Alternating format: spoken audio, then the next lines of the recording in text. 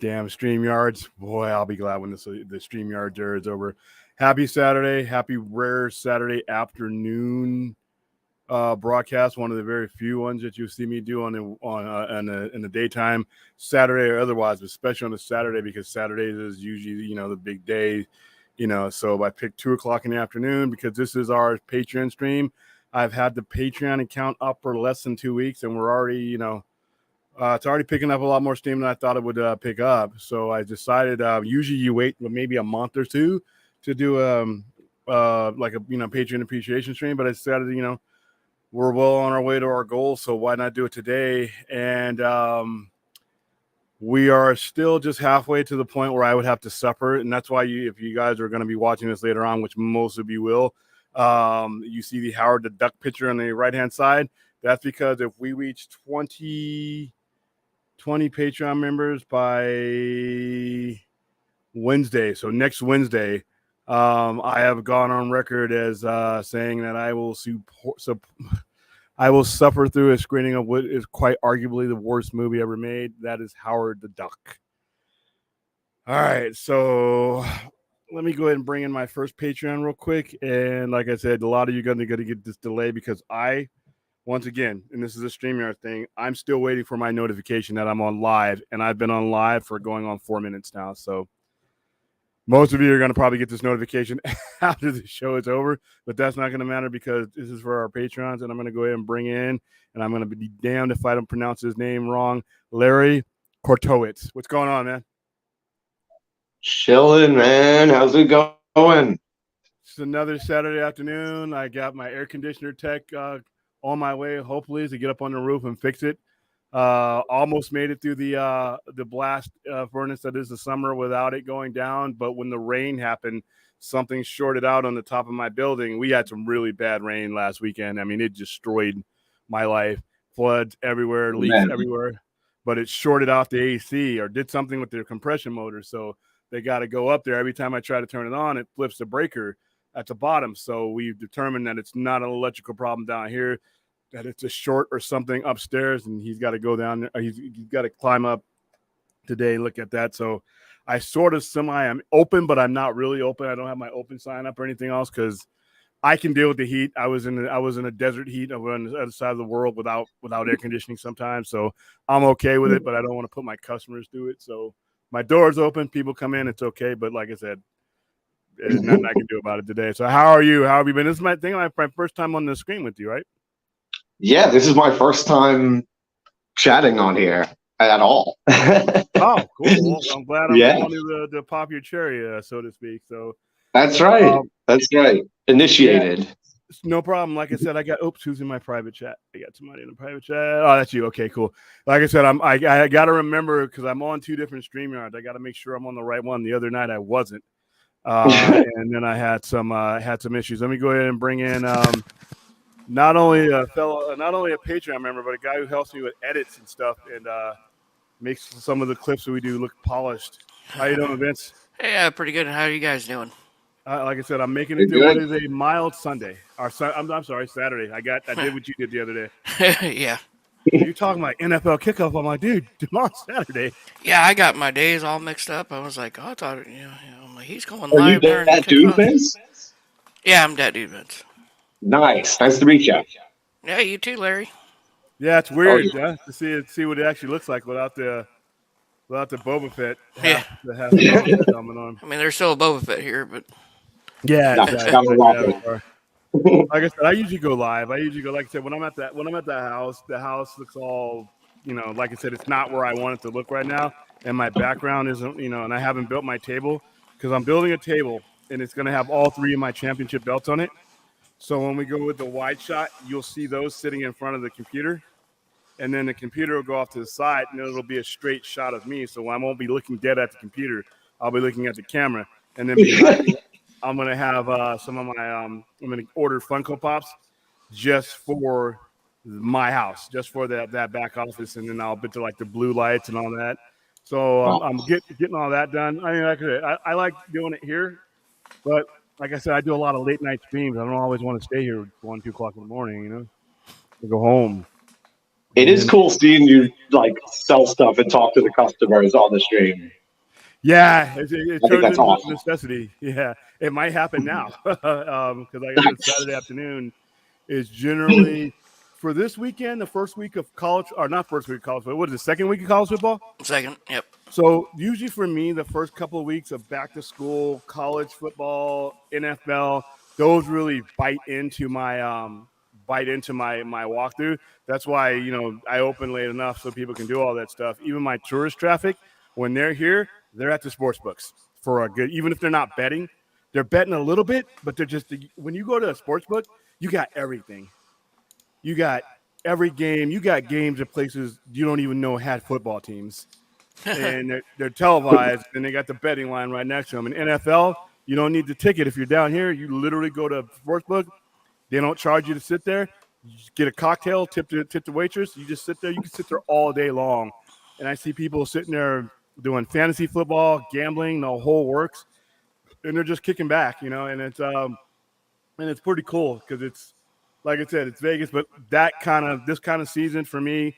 Now, as the season goes on and other things go on, people start to get back in the rhythm. But that first 1 or 2 weeks, especially tomorrow. Tomorrow is NFL kickoff. I know we had Thursday, but tomorrow is the actual, day. I tell you what, as a Bears fan, I'm not looking forward to this season because like the Lions look good, and I know we're not going to be better than the Vikings or the Packers, so we're probably be dead You last. might be better. I mean, I'm not. I got to see the Packers play without Aaron Rodgers this year. That's true with Jordan Love, yeah. Yeah, 20 years. You realize that you've only had two quarterbacks in the last like 30 or 40 years. Yep. You had Brett Favre from 1992. Between 1992 and now, in 30 years, you had two quarterbacks.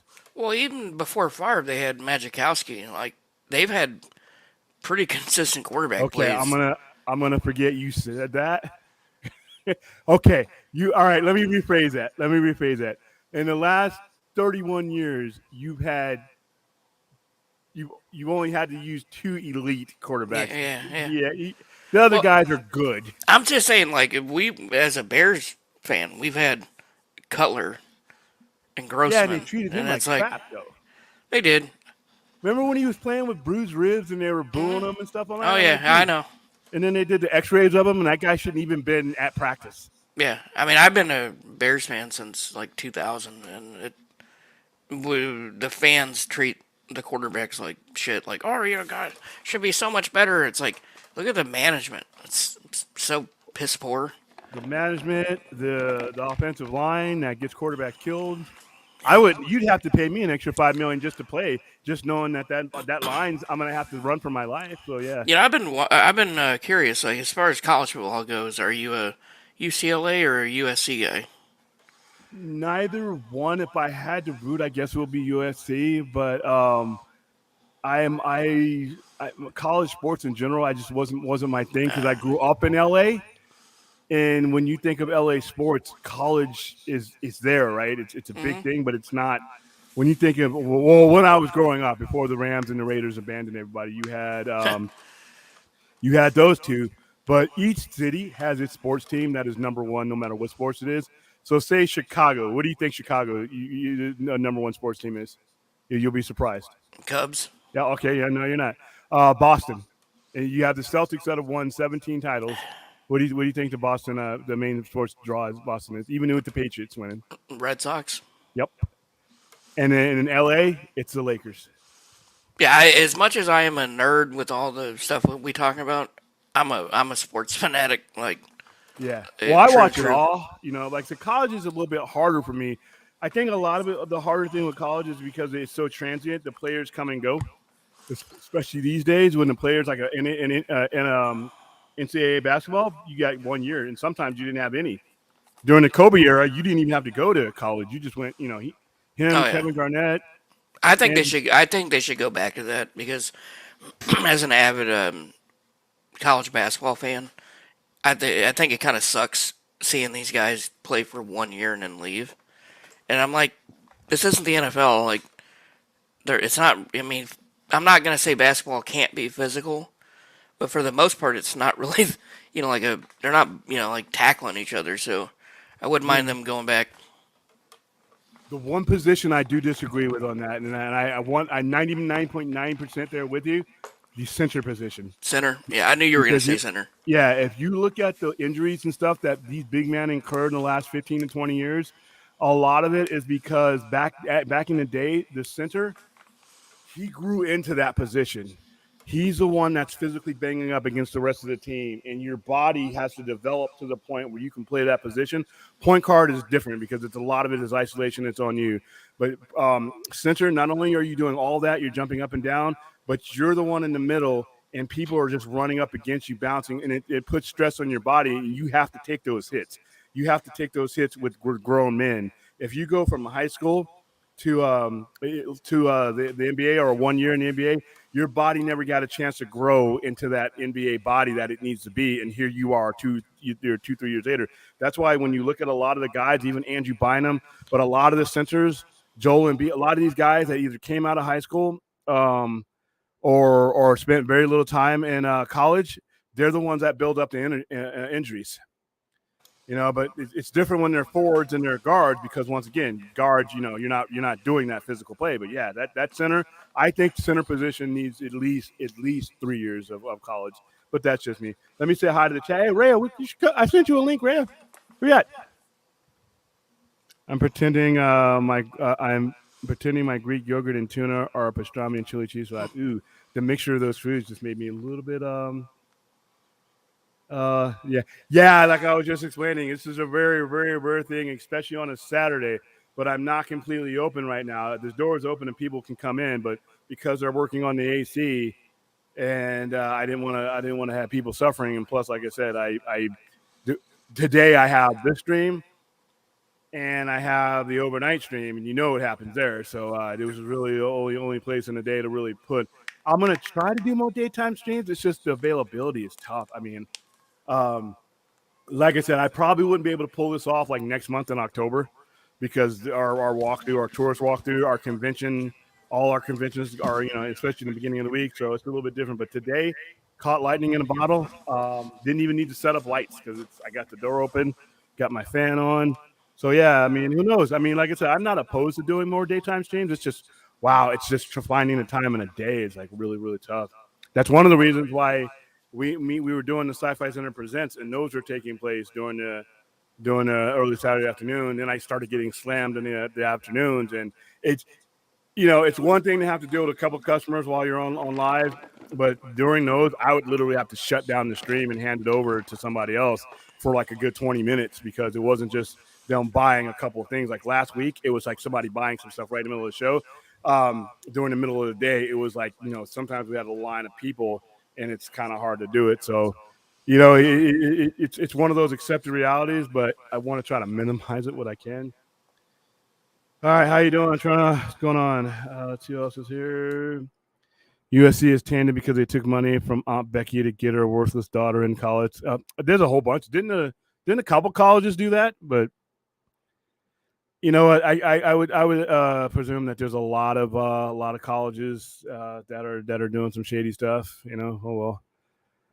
All right, Larry. So I see you got the strike picture in the background, man. Is that you? That's David Duchovny. It's David Duchovny, and his sign says the residuals are out there. Oh, I remember that. Okay, dude, he looks great. Isn't he like 70 now? Oh man, I don't know. You know how old Keanu Reeves is, by the way? We stopped talking about it because it made me feel old, even though he's old. He's almost 68. He's like 59. He just turned 59. He looks younger than me. I'm only 40. Well, we remember all these people that are looking like this, and I look like me. I look like me, and okay, David Duchovny is 63 years old. He looks better than me. Tom Cruise is another one. Tom Cruise that's ridiculous. Well, look at Jared Leto. He's 51. Jared Leto's 51. He's got abs. It's just like and like I said, I know they sleep in these chambers or something like Michael Jackson used to do. Or if you ever watch Stargate SG-1, the sarcophagus, that's pretty much what they do. Any damage they do in their body, they just go in their sarcophagus for 24 hours and they come out. That's right. but not me. No, that was Vince. That's Vince's Echo. I don't get it. I'm using the headset. I think you still have you have the headset on, but you probably haven't shut down your computer one. So let's see. I can unplug it. But let me See hear that? it. Hold on. See, I don't hear the echo now, so I think you're. I think. Yeah, you're I just unplugged the. Okay, so you should. I use the other one for recording videos. Okay. So See, I got several different ones now because, like I said, I've been going. I have this one. This was the original one. This was the condenser one. I have one of these I've been using on the house. I was using the cat ears on the other ones at the house, but my posture was screwed up, so I decided I could push that one all the way back and lean the chair back. So the cat ears sounds good. This one here sounds better than this one slightly, but they both sound good. So let's see. How you doing, Anthony, by the way? All right. Jared Leto is 50. William looks like Boba Fett after he came out. Wow, dude. Where's this coming from? Oh, man. All right, Jeebus, you look like the Sarlacc in the Sarlacc pit. How about that? What the hell? All right, so yeah, we got this Patreon thing. I keep spelling it because it doesn't autocorrect Patreon. Patreon's not a word, so I've been misspelling Patreon, like, or having to go back and type it. I'm like, dude, Patreon's been a thing for how many years now? They need to put it in auto spell, man, auto check. So, but now we got this Patreon thing going. Like I said, I thought I was about a month or so away from having an appreciation stream, but we've gotten a decent amount of members. We've gotten a couple people that have upgraded. I think Larry, you upgraded, Ray upgraded. So now you guys are on the movie club, and I got I think the very first movie we're gonna do will be a brand new movie. And then we'll start it out from there. Like one of them that just hits demand like right away, so you guys don't even have to drop any money because I have coupons for those. I'll just do wham, and then we'll watch it all and we'll critique it. Hey, listen. If we get the 20 by the 13th, I will do it. I am on record. I am a man of my word. If we get to 20 by it's next Wednesday, all right? Next Wednesday, then I will suffer. I will suffer for my adoring public, but it's gonna happen. 19, I'm 19 and a half. No, 20. I am not sitting through that god awful movie, and the whole thing too. I can't even turn. No, I am not sitting with that god awful movie. If we don't reach the goal, I can't do it. I can't. I'm gonna already annihilate it anyway because, like I said, nothing has gotten better. There are people. Oh, when I watch this movie, it's not that bad. No, when you watch Howard the Duck, trust me, it is just as bad. What are you talking about, Jeeves? What? Not with the part of you coming out of me. That sounds. Are we hitting? Are we partaking in the plant today, Jeeves? I'll tell you, I've never seen Howard the Duck because I was afraid to watch it as a kid. I was like, "What is this? This is weird. I don't know about this." And I was young, and I was just kind of like not interested and kind of like disturbed by the way it looked and everything. But I'll watch it with you. Yeah, and like I said, you'll be disturbed with me because it is. It has everything that you don't need in a movie. Bad special effects. Duck on human action. Oh. Duck boobs on an animal that does not have. It just, it's just. Who made that movie? Wasn't it someone big? What's up? Like, who made Howard the Duck? George Lucas. It was Lucasfilms made it. That's what I was gonna say. I was like, wasn't it Lucas? It's crazy. If I bet you if I ever met George Lucas and I got a question from him and I was doing an interview and I asked him, so what are your thoughts on one of Lucasfilms earlier? How about Howard the Duck? Interview's over. I bet you anything. Security's gonna take me away. I'm going to be banned. I'll probably have a restraining order on me. Anybody ever? I wonder if there have been interviews where people have bought it up and they just cut that out of the interviews. Oh, man, yeah. They're like, I'm sorry, sir. You're going to have to leave. And your credentials, what's this, your credentials? They just rip it right off your neck. Get out. Yeah. Oh, my goodness. So, yeah, like I said, doesn't look like we're on an impressive roll on the Patreon and getting it going. Like I said, I don't think we're going to make it to 20. This is so sad, guys. I mean, I'm So it's using 50-50. all for making goals and reaching things and everything. That was an ambitious goal to reach 20 before even a month was out was an ambitious goal. But like I said, it turns out that you guys don't want to have to see me sit through that, live on air. So it looks like you guys care for me a lot more than I thought. You don't want me scarred for life, which is fine. Like I said, we can guess what? Hey, we can hit 20 on the 14th after the deadline, and then we'll be good. We'll watch a classic movie. We'll do something good.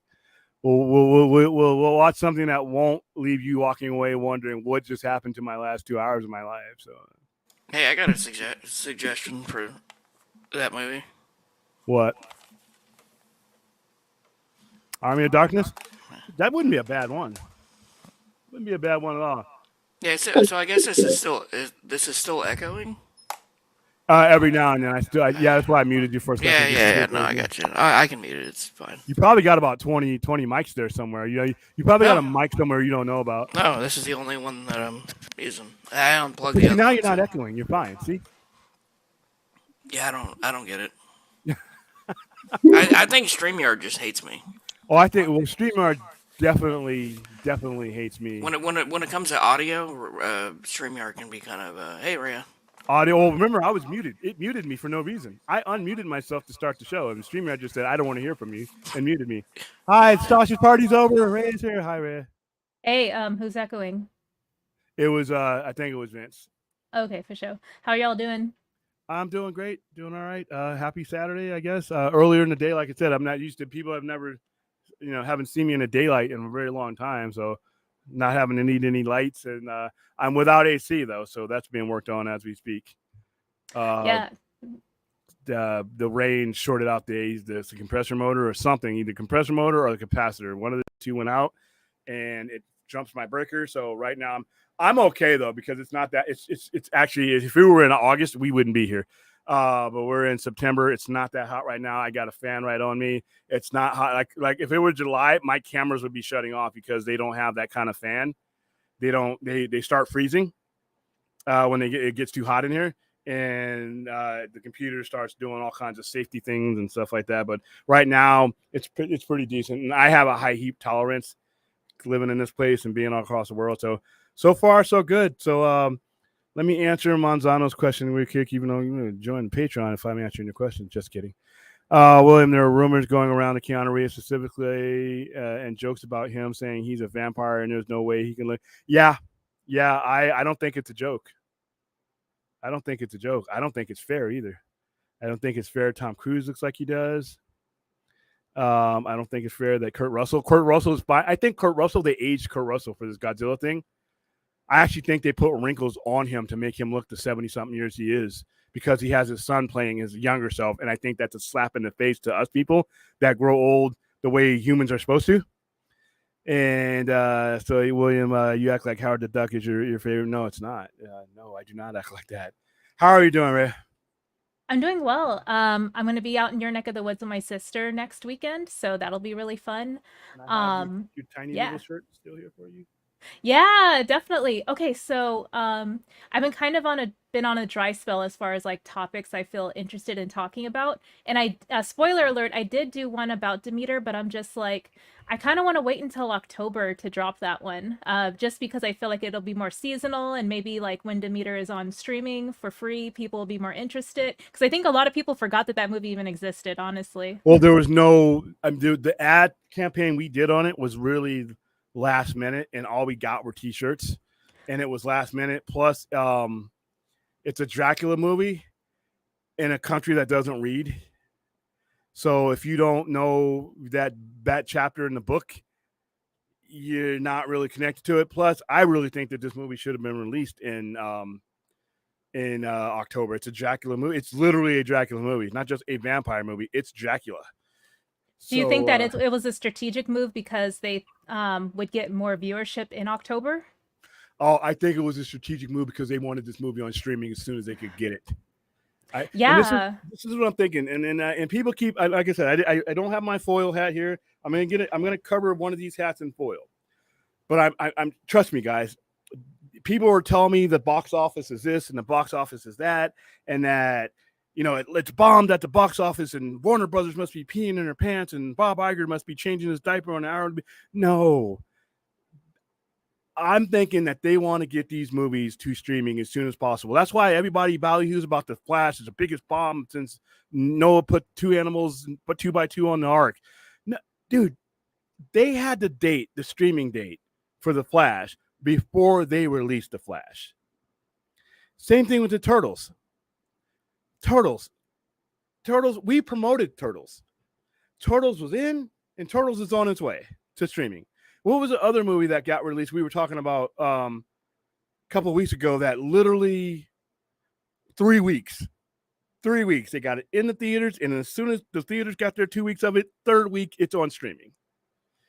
Do you remember what it was about? What was it? It was a recent movie that was and Blue Beetle's another one, by the way, but it's not the one I'm thinking of. I forgot what it was. We were talking about it. I think you were on the you were around, Vince, but it was a movie that got released. Released on streaming in September, because it's like, You talking about Strays? Strays was always going to streaming.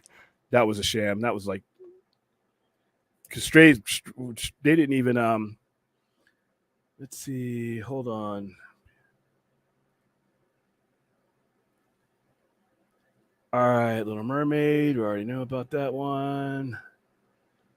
Wonderful Story of Henry Sugar. Didn't even know what that was. Flora and Florence Son. These are ones that are straight to stream. But there's some that were in the movie theaters that were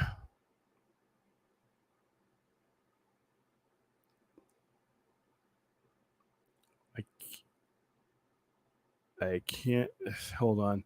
We were talking about it too, and somebody bought it up on one of the Saturday shows, and it was still in the theaters as they were announcing the date. All right, Strays, Landscape with Invisible, Barbie. We already knew about Barbie's getting pushed. Stray, it might have been Strays. I know. Okay, see, Teenage Mutant Ninja Turtles was available POD while it was still in still in the theaters. But that's their strategy now. That's what they want to do. And people are like, no, if it bombs in the theaters, it hurts them. Not really, because, and I wish I had a chart for this. So everybody, because as a moviegoers think that the theaters are Shangri-La. That's it. That's where all the money is made, and that's where. No. So when you release a movie in the theater, all the promotion that gets paid is done by the studio. The theaters won't even take a movie unless the studio is promoting it and is spending the money on it. So that's why things like, Rebel Moon and things like that, it's harder for them to get, because you're talking about streaming services who don't have theatrical releases paying for that stuff, and it's a financial quest. But okay, so the studio pays for the promotion. Like all this is all Universal. No theater in America paid to have T-shirts made, right? So that's a cost. They give up 33 to 35% off the top to the theaters, to the actual cinemas. That's a cost. Now, every single movie that's a big budget movie, even some of the middle budget movies, Warner Brothers isn't pulling out their wallet and pulling out a couple bills or writing a check for these movies. They don't use their money. That's why the deal with Legendary was so important. Legendary finances like 75% of the movie, but they get paid back. Now, so almost every movie you see is made on borrowed money, upfront money.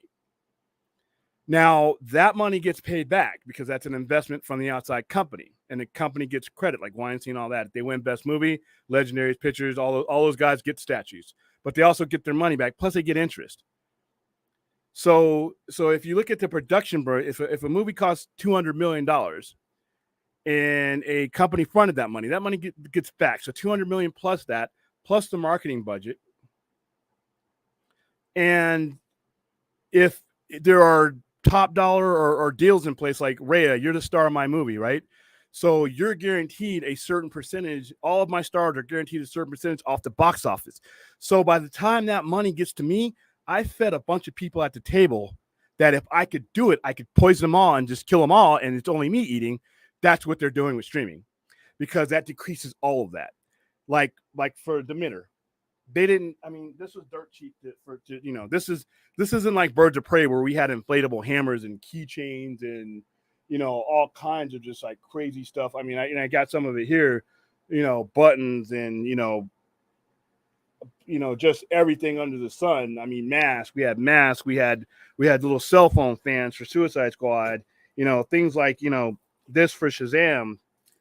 They spent a lot of money where you have your little phone thing and your buttons that are holographic. That stuff costs in the 100 million, and whenever somebody tells me, oh, they spent 150 million or 200 billion, like on Morbius, they spent nothing on Morbius. Everybody's telling me Morbius lost money. I'm like, you don't know math if you think Morbius lost money. They spent we were sad we didn't get even a cool T-shirt from that movie. Got nothing for Morbius. Cost them 75 million. They didn't have a production budget of more than that. So, but they didn't have streaming like that before then. But so all that money that goes to all those people gets decreased the sooner you get into a platform that is yours. They get the majority of the PVOD. They get a good chunk of that. They get the majority of that. And when it goes onto their streaming services, that's their subscriptions. So if you put a movie like Mission Impossible, which didn't do that well in the theaters, not because it wasn't a good movie, if you put that on Paramount Plus or you put that on one of the streaming services, you know what? That helps retain. So, and retention on streaming services, remember, they get all of that money. There's no middleman. There's no theater. There's no dicing that money up. Once the further it moves away from the cinemas, the more the largest share of the money they get to keep. That's why when they're able to get a movie like Teenage Mutant Ninja Turtles, a good family POVD movie, yeah, it's going to cost you $25 to $29. But taking two kids and a wife to the theater, it's going to cost you $125. So it's a better value, and they get more volume on that. That's why I'm saying. And after 2 weeks, every movie that comes out, I guarantee you, there's somebody in a dark room saying, "What's the streaming date for this?" That's one of the top 2 questions that they have. They're going to cover their production costs as much as they can, but they're going to cut those bonuses and stuff and those residuals, like the Scarlett Johansson situation. That's what caused that. Because remember, she was due a big bonus, but because they never put her movie, they put her movie in day and date. That affected her bonus, so they had to settle out of court. So I'm thinking all these movies, you're looking at, people are looking at, oh, it bombed. I'm telling you, no one's thinking about the entire run of a film from beginning all the way up to end. That includes after it's been on streaming, because guess what? If I'm Warner Brothers, guess where else I can play these movies? TNT, TBS. And that's more money because that's ad revenue. I just watch every time I turn on my wrestling shows, they got, I don't know how, but Aquaman is playing. That crappy Justice League version is playing.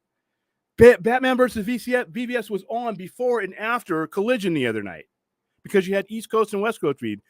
Those ad times are expensive, and they're charging and they're getting that money. So the further they can get away from the theaters, that's why when and I hate to go on too long, but when Zaslav got out here in Vegas at CinemaCon and told the theater owners, NATO, that we're here for you, we're going to support you, he was lying. As soon as I heard that, I'm like, dude, you're full of shit. All you did is feed a bunch of hungry people some toast because they were starving and they ate it. There's no financial and mathematical way that he was telling the truth. And now you see it now. I mean, if you don't get to see these movies in the big screen, if it's not Barbie or Oppenheimer, you may not have the time. You better, get a large sheet and hang it from your backyard, because that might be the biggest screen you see it on. But yeah, all these movies going to streaming, I see that as the future. So what do you guys think of that? That's my thoughts. Yeah, it kind of makes me sad about the mid-budget movie sort of being murmured to have been like, we've seen the end of its days basically, as far as like it being like a major talking point, at least like in like larger movie talk circles, like the ones that we kind of frequent, like Voyage of Demeter, for example, Morbius, Haunting in Venice. Haunting in Venice was definitely the latest one in my mind that I'm like, this has like a really banging cast, and yeah, it does have Knives Out, sort of knockoff vibes. Then there was like this Murder on the Nile or something movie with Gal Gadot that came out last year that also kind of like, it had Knives Out sort of like knockoff vibes about it too. So I'm like, and that one sort of like came and went too. And I'm like, I'm sure it was a good movie. Maybe it had like a cool ensemble cast. But my point is that like, yeah, we talk about all this talent that goes into these projects that we're really excited about. Like we follow a lot of like the same actors who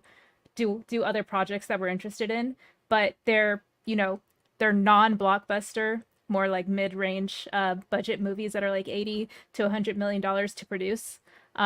We don't really talk about them too much other than like, oh yeah, this is coming out this weekend. And then we might talk about it when it hits streaming, but yeah, that's kind of it. I don't know. I want to hear your guys' thoughts on that. Go ahead, Larry. Yeah, I agree. It's true. There's only like, like Blue Beetle, The Flash, I think Oppenheimer. Like I knew the dates they were coming out. Like 2 months in advance, I could even put it on my calendar. But other stuff like that Haunting in Venice movie, I think I saw one trailer for it, and I didn't even realize that was out though. I thought that was coming out in like months or something. Nah, we promote it. I'm sending people to see it on Tuesday. That's I'm crazy. giving tickets away for it today. And I think that's a sequel to the Murder on the Nile. I think they're the same series. Oh, okay, that one makes sense because of the murder mystery theme. Yeah. Okay, And it's I wasn't sure. Thank you. Oh yeah, but yeah, no, you guys are right, and it's like the thing about streaming, like it kind of sucks sometimes because like people don't get all excited and anticipate it. It's just kind of, oh, that's out, yeah, it's streaming.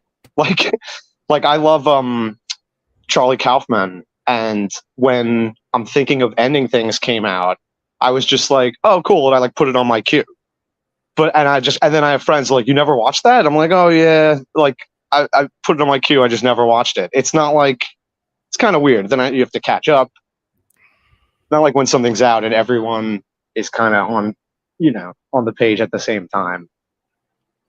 Well, a lot of it is the studios want all the money. I mean, like I said, they're like any mob boss. They want the higher percentage money, but a lot of it is the consumer, because the consumer is driving this, the consumer, and then the actual work market. Because if you look, and I pulled this up a couple of weeks ago, astronomically, if you look at the average household's earnings versus the average price of a movie over the past 12 years, one of them has gone up astronomically, the other has not. So now you're putting the consumer, especially if it's a household, in a position where they have to make decisions about entertainment. And with the backdrop of streaming, those decisions are easier. Like if I wanted to go see Barbie and I wanted to go see Teenage Mutant Ninja Turtles, and as a personal person without the family, I wanted to go see Oppenheimer. You're talking literally maybe $150 in movies, $200 in movies. And remember, they were all released so compactly that's something that Hollywood needs to change as well. We were talking about that last night, is there needs to be space in these movies. Otherwise, financially, you may want to see all of these movies, but you're going to have to make a mathematical decision about which one you can see. And if you have a family, you're trying to, take care of them first. So you might forego the movie that you want to see and that you and the wife might want to see and get a sitter for the one that you can all go to. So two of those movies that I just mentioned just got eliminated. Doesn't matter what quality they are, they've been eliminated. So you're going to have to rely on things that are must see, like Top Gun, Barbie, and I can't even put Oppenheimer in that thing, because if it wasn't for the joke meme of Oppenheimer doesn't bomb, but it doesn't do what it does. Oppenheimer is not the kind of movie that says, babe, let's go. Let's grab the kids. It's just not that kind of movie. It just isn't. It's a great movie, but it's not the kind of movie that makes the kind of money that it did. So, yeah.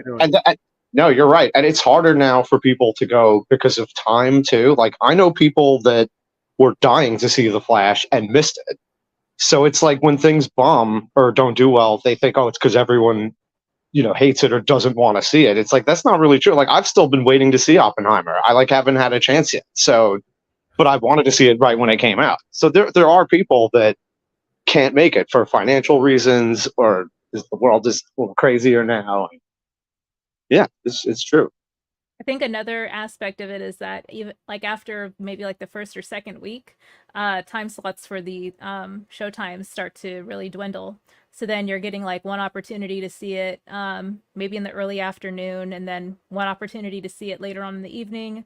Like you'll get like a really like edge case example I can think of is like, oh, randomly I can go see let's say The Haunting of Venice. Oh, they have like a 1 p.m. showing. Oh, and then they have a 10 p.m. showing. Oh, but I work and then I'm asleep, like, you know, by the time that I'm able to see the movie. So I automatically miss those windows of time. So even though like these movies are getting releases and maybe they are getting some internet buzz, the theaters are, you know, they're, you know, making the space for these movies to come out, and the studios are paying like for that real estate to be in the theater. But these time slots, man, I don't think enough, you know, talk is around like, yeah, how accessible are these movies for us to really even go and watch, you know?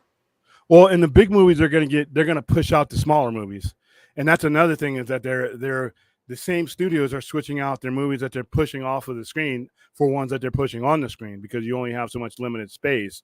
So like when Dune was going to get released, all the IMAX screens were going to be for Dune, you know, but Warner Brothers, since they moved that one, they put other movies in there. And a lot of these movies, it's overall screens, like most of your cineplexes have 18, right? So when Spider-Man No Way Home was coming out, most of those were for Spider-Man. So you only have so many screens, and in the theaters, like which one can we make the most volume off of? So they're part of the decision making too, and then that's what makes it so that you can get it right to streaming. But the thing about streaming, not only is the consumer driving it, it may not be what a person who hangs out in a cinephile may want to hear, but it's a better value for them.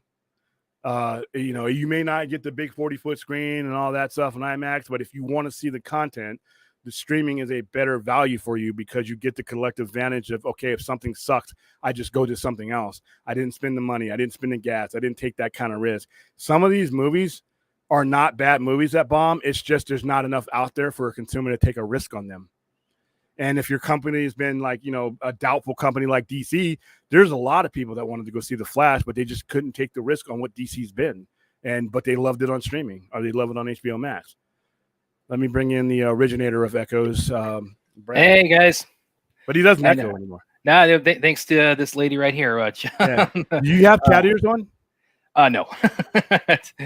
But yeah, I did want to, when I saw the page stream ads, I did want to hop on and, you know, say Rhea, say thanks Rhea for helping with my upgrade here. That's definitely been very helpful with my Saturday night streams of William these past couple weeks. So I don't have to keep doing this.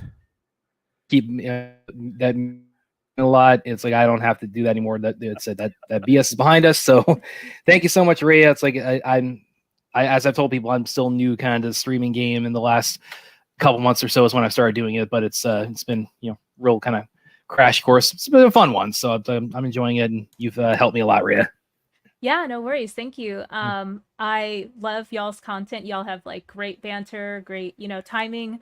Shout out to Thade and Vince and Brian Master of None and Stella as well, supporting William throughout, you know, the past year or so with the content, definitely. And just being awesome panelists and admins in the chat and stuff like that. So yeah, or mods, I should say. But yeah, y'all are amazing.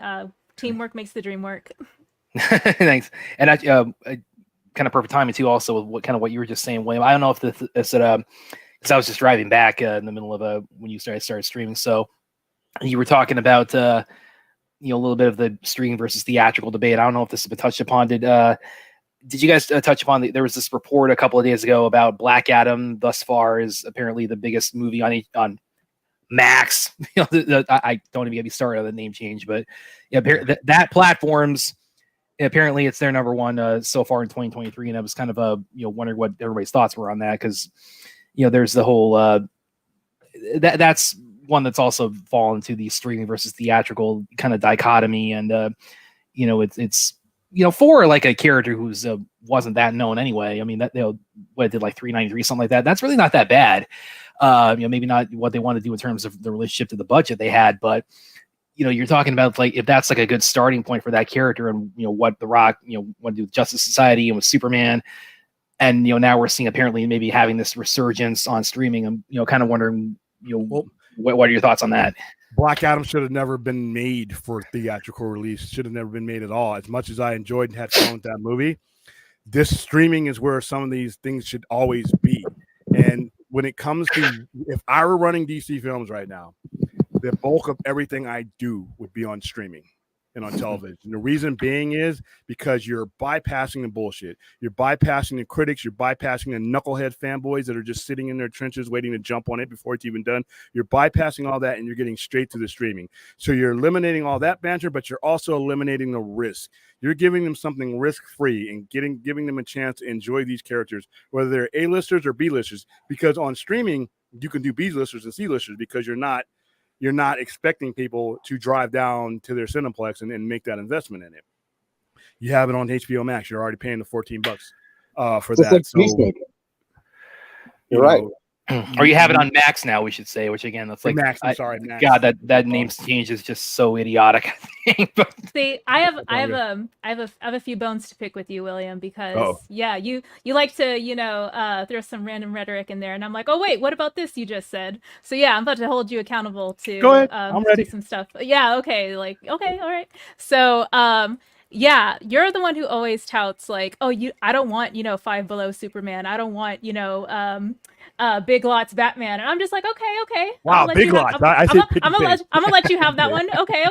And then all of a sudden you're like, oh well, if I ran Max, I would have this and this, have everything on streaming, and I'm gonna take my bone back. I'm taking my bone back because here's why. Yeah. Okay. I don't want Pick and Save Superman. I don't want Kmart Wonder Woman. But that's not what you put it on Max. No, you spend the money. You spend Game of Thrones money. You spend Game of Thrones money because you got to make it look good. But at the same time, you're going to make that investment, but the customer doesn't have to make that investment right away. So I'm not spending $125 to go see Black Adam, a character that literally no one knows who it is. But I'm paying my $14 a month with the family to watch it on TV, but it can't be Pick and Save. You got to. I'm not saying they can't spend the money. If you're going to put it on HBO Max, you have to follow the same standards as Game of Thrones, Sopranos, House of the Dragon, Last of Us, Watchmen. You follow that same standard. Make it an A-grade product. But what I'm saying is, when you put it on a platform that is more accessible to where the risk has been mitigated, and you're bypassing the knuckleheads, because most people pay attention to critics and Rotten Tomatoes and all this. And what's the other one? The Cinema Score, which is used toilet paper for me. All those guys, they pay attention to those guys because they're trying to get advice of where to spend their money on. Now, if you're already only paying for the Max subscription already, I don't need that advice anymore. I'm taking my chance because it's right here. So if they do a series of stuff and they build it up on streaming, and then they gain that trust, then they gain that brand name loyalty and recognition, now you can propel those things. Because right now, if you release a Game of Thrones movie, that's a blockbuster. If you release a Game of Thrones movie right now, if you just say, after next season of House of Dragon, we're going to give you Fire and Blood, the movie, that movie is going to make that's $1 billion right there. And you're still getting it before Martin finishes the book series. Exactly. And then you're still doing your series. So what I think DC Films should do is they should start at the streaming level and graduate up and rotate into the theatrical level. And then as they do that, they constantly have a stream of things. Everything starts at Max and graduates up. And by the time it hits the theater, you've gained that brand name loyalty instead of who's Blue Beetle, who's Black Adam, Shazam. Oh, that's the wrong symbol on the chest. I'm looking for an S. You see what I mean? It's HBO Max already, or I'm calling it HBO Max. Yeah, HBO Max allows a fertile ground and time for them to gain that trust. But no Pick and Save. No, spend that money. Yeah, even Blue Beetle, because that being initially planned as a streaming release. I mean, the budget for that was something like 120, something like that. I think it was closer to 104. I think it was because they spent some money on that. I mean, it's following the template that Williams laying out, where it's like, I mean, yeah, it's a B-level character, but I mean, they didn't go cheap on it. It's very polished for something that was planned from the outset to be a streaming movie. Yeah. But I understand what you're saying, Ray, because I don't want them to do it to CW. I can't stand the CW, not because I don't think the people who put those shows together are working hard and they're doing the best that they can with what they have. But I just don't think you can do those type of heroes, in my opinion, right, with the constraints that they have at the CW. And so, no, I would definitely know if you're going to go HBO Max, you start printing that money and making it. And like I said, you can't do it on. If you're going to put it on Max, somebody tunes into Max, they're going to be looking for the same level that they watched. If you like House of Dragons and Game of Thrones has made it hard. You can't clip coupons on HBO Max. So people will turn it off. Even Last of Us was super expensive looking, and that's high end. So if you were going to do these things, do them high end. When even the Tolkien series on Amazon, which I'm not that big on Tolkien, so the name is escaping me, but even Rings that of Power. Rings of Power. Yeah, they spent like a boatload on that. I mean, they spent 500 million just to get the rights, right? They spent like the equivalent to the whole original trilogy to get that. You know? I guess like my point though was coming from just like my own sort of like interest in the analytics and how streaming platforms work and how their business models gauge success, as far as that being like through the viewer hours that are going into being on the platform, and let me see, like the growth in subscriptions. So what I am most interested in, that I think we touched on all the time on this show, like the obscurity of like, you know, numbers behind how many subscribers did this IP drive to the platform, how long are people watching it for. A lot of that is obscured. So I guess like my point though is okay, you want to allocate a lot of like the newer releases to Max, which is totally fine, and then you want to bankroll them after you figure out, okay, what stuff are we going to license out so we can have that money in order to invest in these new projects. Okay, yeah, fine, gravy.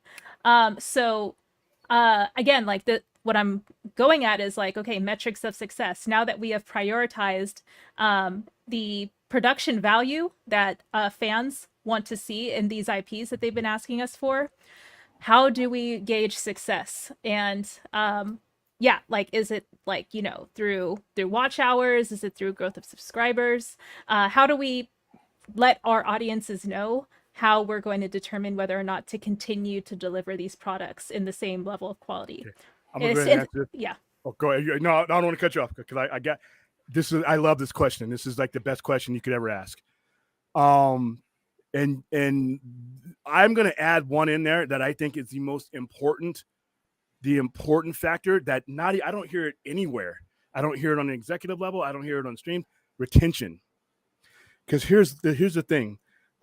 There's only so many people that are going to be able to afford these streaming services. There's only so many people in the world, even in India. There's only so many people that are going to be able. So your growth, it's going to be great to grow over a course of time, subscription growth. But eventually, you're going to cut. You're going to cap out, or you're going to reach that level.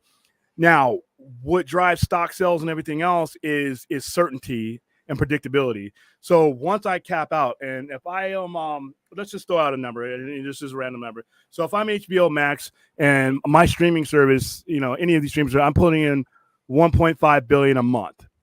Let's say 1.5 billion, 2.5 million a month.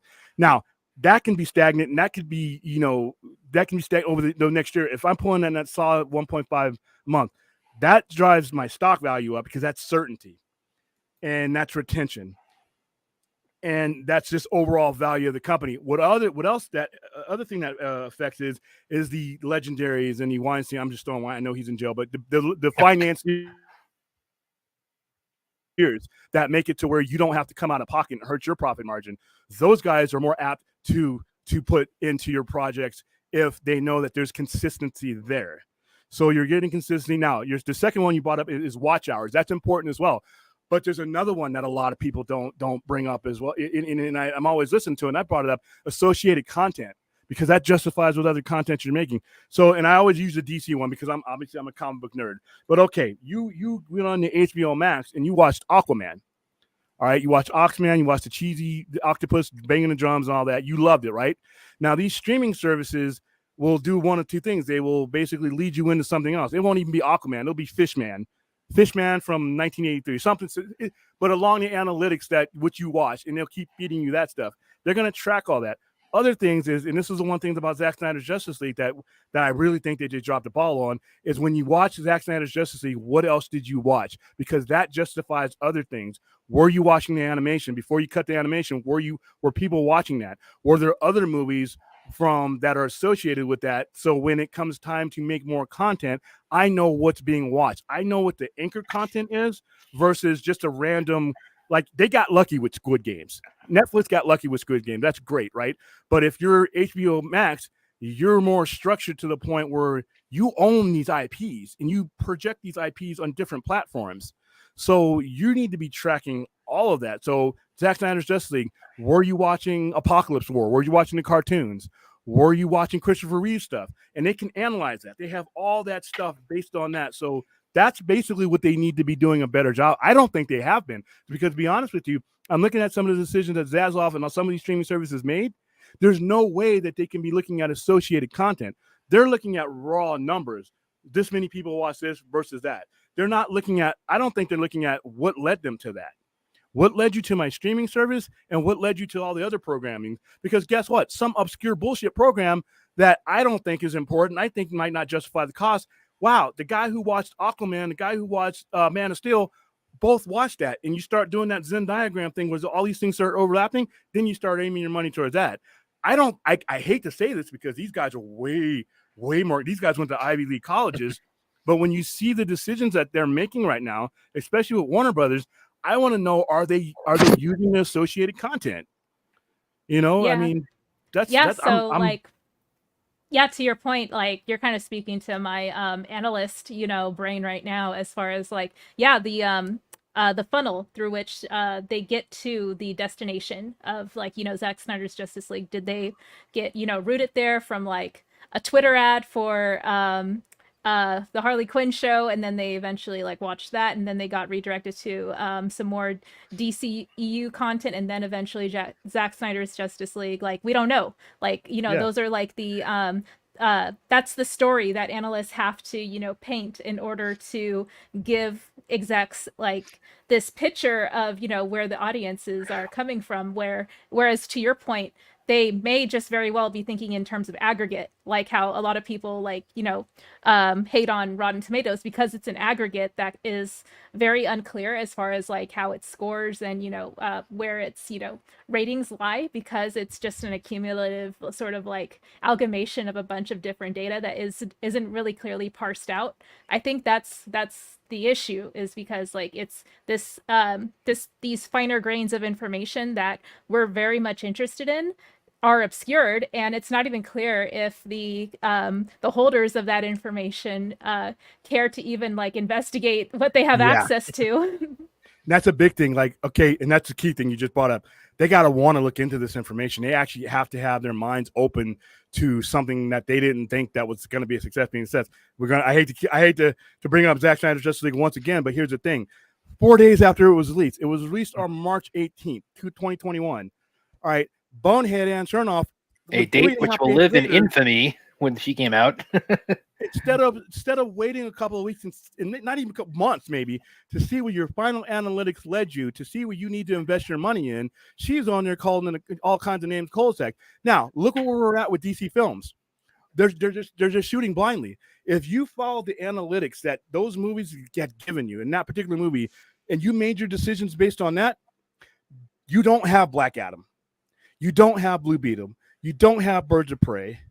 You don't have a lot of this non-whimsical stuff, not because they're bad content and that they don't ever need to be made, but if you're using your analytics right and you're catching and you're putting them together with everything else, you're using that to make the decisions for your next movie to keep your momentum.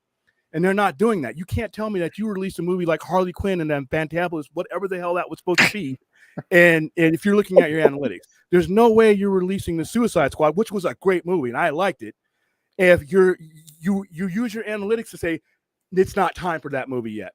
It's not time for that movie yet. I need more Superman. You know what? These analytics tell me that Ben Affleck's Batman and Henry Cavill's Superman still have traction. I need more of them before I get to this. And you know what? When I get more of them before I get to this is more successful.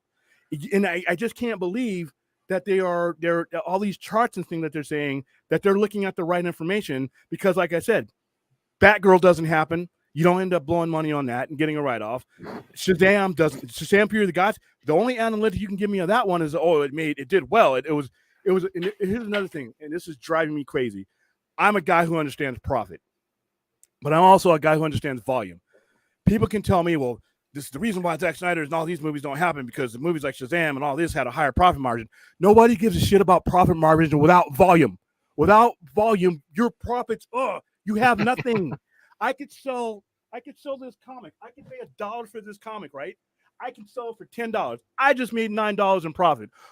I got to sell 20 or 30 of those to make that worth it for my investors and the people who are laying down the cash. Woo, you got a profit margin, a high profit margin off of a comic book, and you got a high profit margin off of Black Adam. Not Black Adam, but Shazam and the Shazam Fury of the Gods, or the Elite Shazam. But you didn't have the volume, and you didn't set the proper trends. You had a high profit margin off of obscure film. That's great because you didn't spend anything, but that doesn't generate that. I can't pay my rent off of that $9 I made off of that. And they can't run a country. They cannot keep the machine going without the volume that the higher IPs bring and without the light that they bring to the rest of these things. So I'm wondering, I wanted to be in that office to be like, you're going to do what? Blue what? You're going to get what? And then, like I said, I'm flipping over the table when I hear Jan and Jay and Gleek the monkey. When I hear that idea, I'm taking security badges away. Whatever you use to get into the corner office, you're done. No, because you can't, just like you're saying, Rhea, there's no way they could come up with the thinking that they've done the last 2 years. And that includes the Zaslav regime if they're looking at the analytics that are important to us. Well, and how are they more important to us than they are to them? I don't know. That was at least one good call that Zaslav did make with Wonder Twins. Well, I did want to circle back to Brad's original question about Black Adam doing well on Max. God. Yeah, I mean, I understand Williams' point about this movie shouldn't have been made, all this stuff, and I'm just like, well, it was made, so what do we think about it now? And for me, I've always been a fan of Black Adam. I was a big fan of Rock's vision, or sorry, I don't like calling him Rock. I like calling him Dwayne or Johnson, whatever. The Rock. So yeah, The Rock. The Rock. Yeah, so like I really liked Dwayne's vision of putting Black Adam more as like the what is it, the refresh, or like he's not playing the hierarchy of power is going to blah blah blah. yeah, I liked that, as kind of like a pivot point, just to like kind of re-energize ideas that have already like existed prior to it, and just sort of like but it's a refresh. So yeah, I like that he introduced a lot of like great new ideas. In my opinion, they were great, but yeah, as far as it being like the most successful or most profitable movie on Max right now, I think if I were one of the folks in charge at DCU, I would probably want to try, if they're not already, like having discussions with Dwayne again to see how that bridge can be restored, because yeah, I've always felt like Dwayne was kind of had the rug pulled out from under him, and he kind of had to market his own film even before it came out. So a lot of the success, whether we want to call it success or not, was all in the back of him. And yeah, like he's taken it, to the chin, like he's, accepted his L and then he moved on. But yeah, I think he has bigger fish to fry at this point, but I don't think that the amount of time that he invested in that character is all for naught. I think he would be still willing to have that discussion. Well, yeah.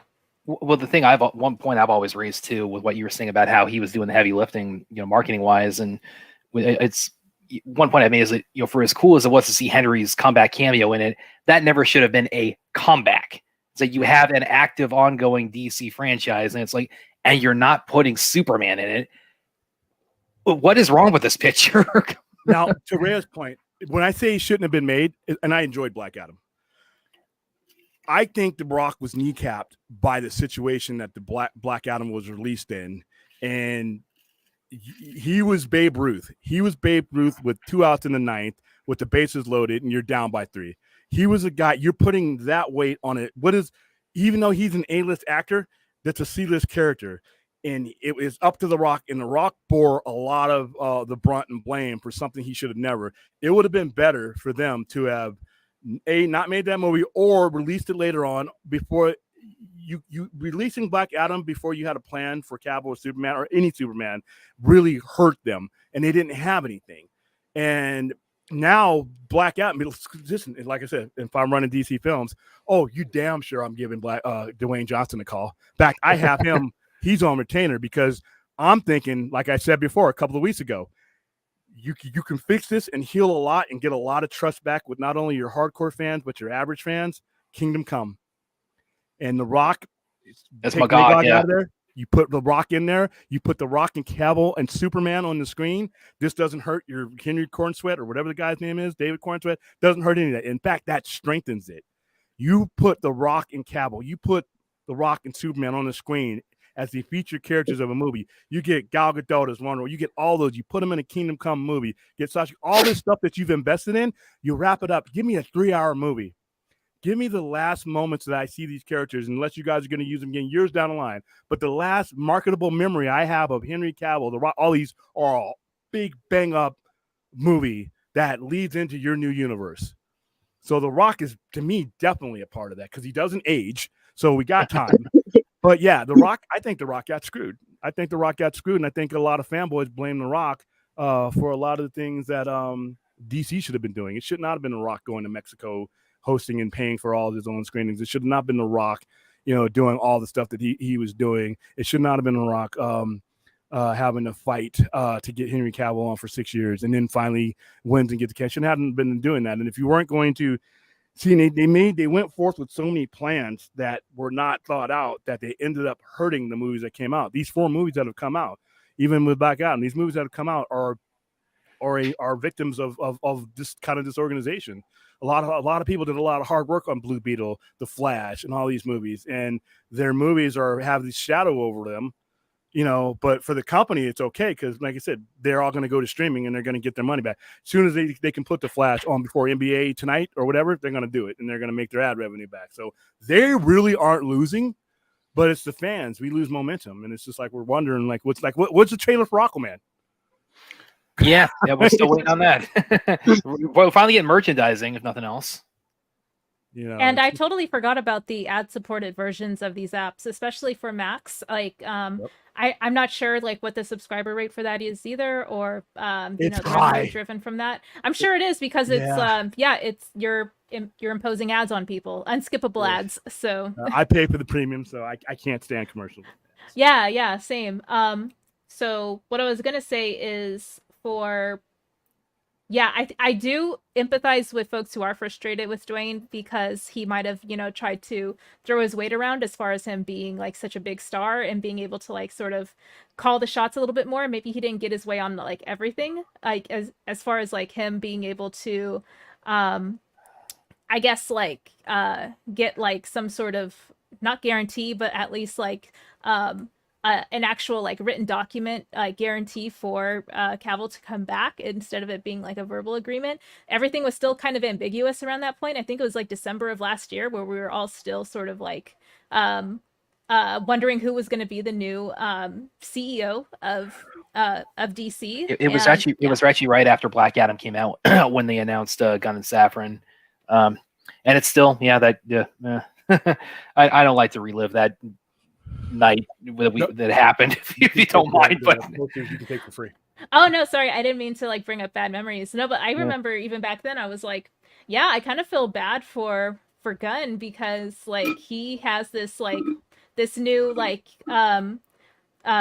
guess structure of needing to be profitable as well as do a refresh on what DC content is going forward. So having all of these big name talents that you kind of have to figure out how to bankroll. Do you make everyone upset by not bringing some of them back, or do you just start fresh with less expensive talent, and then you just are the punching bag for the next year or so until your new projects come out, or what? I think he kind of went the latter. He's I'll just be a punching bag for the next 10 years. But here's the thing, though. That's not good for his product. I know he can take that personally, but that's not good for the look of the product. It's not good for the brand, yeah. Yeah, and that's not his fault. I do not blame that on Gunn. The person involved, I blame that on is David Zaslav. And I'm not opposed to James Gunn. I'm not even opposed to most of his ideas. Some of them I'm but some of them I'm super duper intrigued on. The Supergirl, World of Tomorrow, I'm intrigued. The Swamp Thing, I'm intrigued on. Creature Commandos, don't care about. When they said, what was it? Why is his name escaping me right now? James Mangold on Swamp Thing. It's you could just take everything out that they announced. When you told me the Logan guy is going to be on Swamp Thing, I'm oh yeah, that's that's going to work. That's going to be something. Here's where they messed up, though. It's how they executed this. Is if you were going to bring in somebody who was going to make drastic changes like this, and you're already dealing with a credibility issue, not just with the hardcore people, but the general ones that have just apathy and they've walked away from you, you needed to wrap up. And a lot of people say, no, I just need to do a full reboot and all this. And that's fanboys who have this much put into the game. All right. The fanboys have less than this. That penny that just dropped, that's how much a fanboy before the movie comes out. They're not the ones investing $100 million. There's not the ones whose jobs are on the line, careers are on the line. So you're listening to people and pundits that have an investment of a click involved. Now, the person who has billions involved and stockholders' money involved should have thought this out a little bit more. I need a transition plan. I need a logical transition plan, especially if you're going to release these movies that will have the perception of not being leading to nowhere, and spending all that money, 1.2 billion on advertising and all that you're going to tank on these movies. I would say, you know what? Hold up. I don't need to rush. You got Superman Legacy coming up. Great. You get your thing going. Abney, DeLuca, you're the ones that are here now. Your job is to consolidate this. I don't need Man of Steel 10, 20, 30, and Justice League 20. I don't need all that. I need you to take the basic hallmarks of what we have, the recognizable hallmarks of what we have, and I need you to consolidate that into an end game that leads into what he's doing.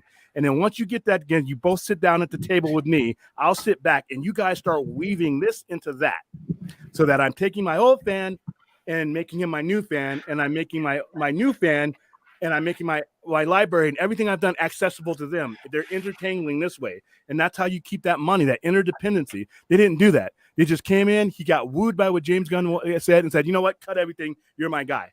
James Gunn still could have been the guy. But you're seeing now, and it's not just me talking, you're seeing now the effects of this disruption, this lack of a transition plan, this lack of resolution. And like I said before, reboot without resolution equals failure. And I hate for that math to bear out, because that's a lot of time. You don't get that time back. This is why I'm so, one of the things I'm so gung ho about with as far as the strike is going on. It's like this. I want them to crack open that book and with what I said about the Black Adam, performance on streaming.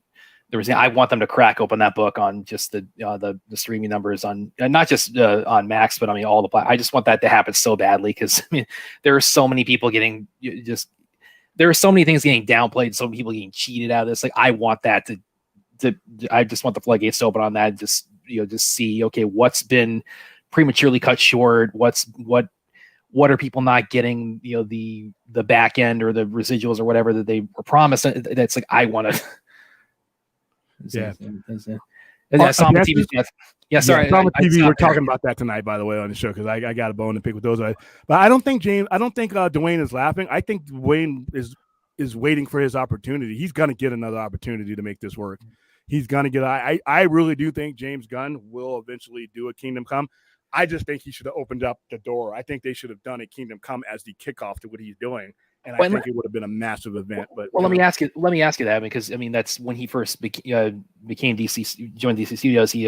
That was one of the things he tweeted out that the Kingdom Come artwork, and there's been theorizing about whether or not he's actually teasing Kingdom Come, or whether that's just like his way of saying, yeah, we got big plans cooking. But you think that might be it's hard to say, because he's so cryptic. I would hope that it's Kingdom Come, because like I said, you would do the conversation changes when you had the last thing that you got from this is positive. When the last thing that you see of Henry Cavill is a kick-ass Henry Cavill fighting it out with Dwayne Johnson, Sasha Calle's Supergirl fighting it out with, because if you remember Kingdom Come, Shazam is corrupted by a Mr. Mind type character, a worm type character. Yeah. So you have that version of Shazam fighting Sasha Calle. That's your Superman, and you have all these characters that you have. You can even throw Ezra Miller in there. Now that we know he wasn't the end of the world, Ezra Miller, Gal Gadot, all the characters. And like I said before, if I was writing it, guess who's the character? Because you have the old dude, I forgot his name, in Kingdom Come, that's a Spectre, and the Spectre would be in this movie. I'm taking Blue Beetle as that guy. And Blue Beetle is the only one that's going to be left from this universe, because he'd already established that Blue Beetle will be in his DCU. So I use him as a crossover character at the end of that universe. And the Spectre's like, you go tell this world, show them, you're the constant reminder of what happened to this world. I would have done it that way. And in each of these movies that came out, I would have I would have reshot endings and stuff like that, or put in credits that led to Kingdom Come, and The Flash would have remained my last movie. I wouldn't. So no Clooney. No Clooney, huh? No, that was stupid. That was stupid. So yeah, that's what I would have done. Yeah. But and we're all William and I we both had great things to say about the Flash, but that's about the only significant criticism we've had is like the Clooney cameo. Yeah, that, and like I said, the CGI didn't bother me as much as like I said, if I can watch Black Panther's Killmonger, Black Panther fight, and that CGI in that movie, that was not. Yeah, I'm okay with Flash's CGI. I'm sorry, What was it about the Clooney cameo that y'all didn't like? That it was Clooney, basically. Well, the fact that wasn't. I'm sorry, Larry. Go ahead. Oh no, I was saying I didn't mind it. I kind of liked it. But what were you saying? What were you just saying? The movie was designed for something that wasn't, and that's the thing. And you can clearly tell that the design was corrupted, and that's what I think. That to me, it's the same thing with Black Adam. It's not that any of these things are bad. It's just that they were altered in ways that were meant to further a story, and it's just a reminder that you're getting something else. And that's the problem with DC. I always say the perception of DC is you're always settling. With Marvel, you can knock their product. You may not like certain things, but you're never settling.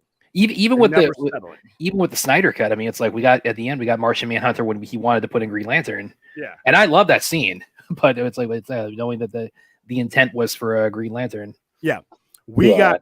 If you forget what you may like to think about the Infinity Saga, and I thought half of it sucked. I'll just say it right out. I went and saw all those movies, spent the money, whatever, and at the end of the day, I could have done without half of the Infinity Saga and still been okay with it. But I was not left unfulfilled. I was not left hanging. I got everything I was supposed to get. Would I like more Captain America, more Tony Stark from those particular actors? Sure, but I got enough. And that's the thing when it comes to Clooney and everything that they did at the end of Flash, reshoots, all that. It's a constant reminder that you're settling for Plan B, and you never got Plan A. You're just settling, and that hurts your product eventually.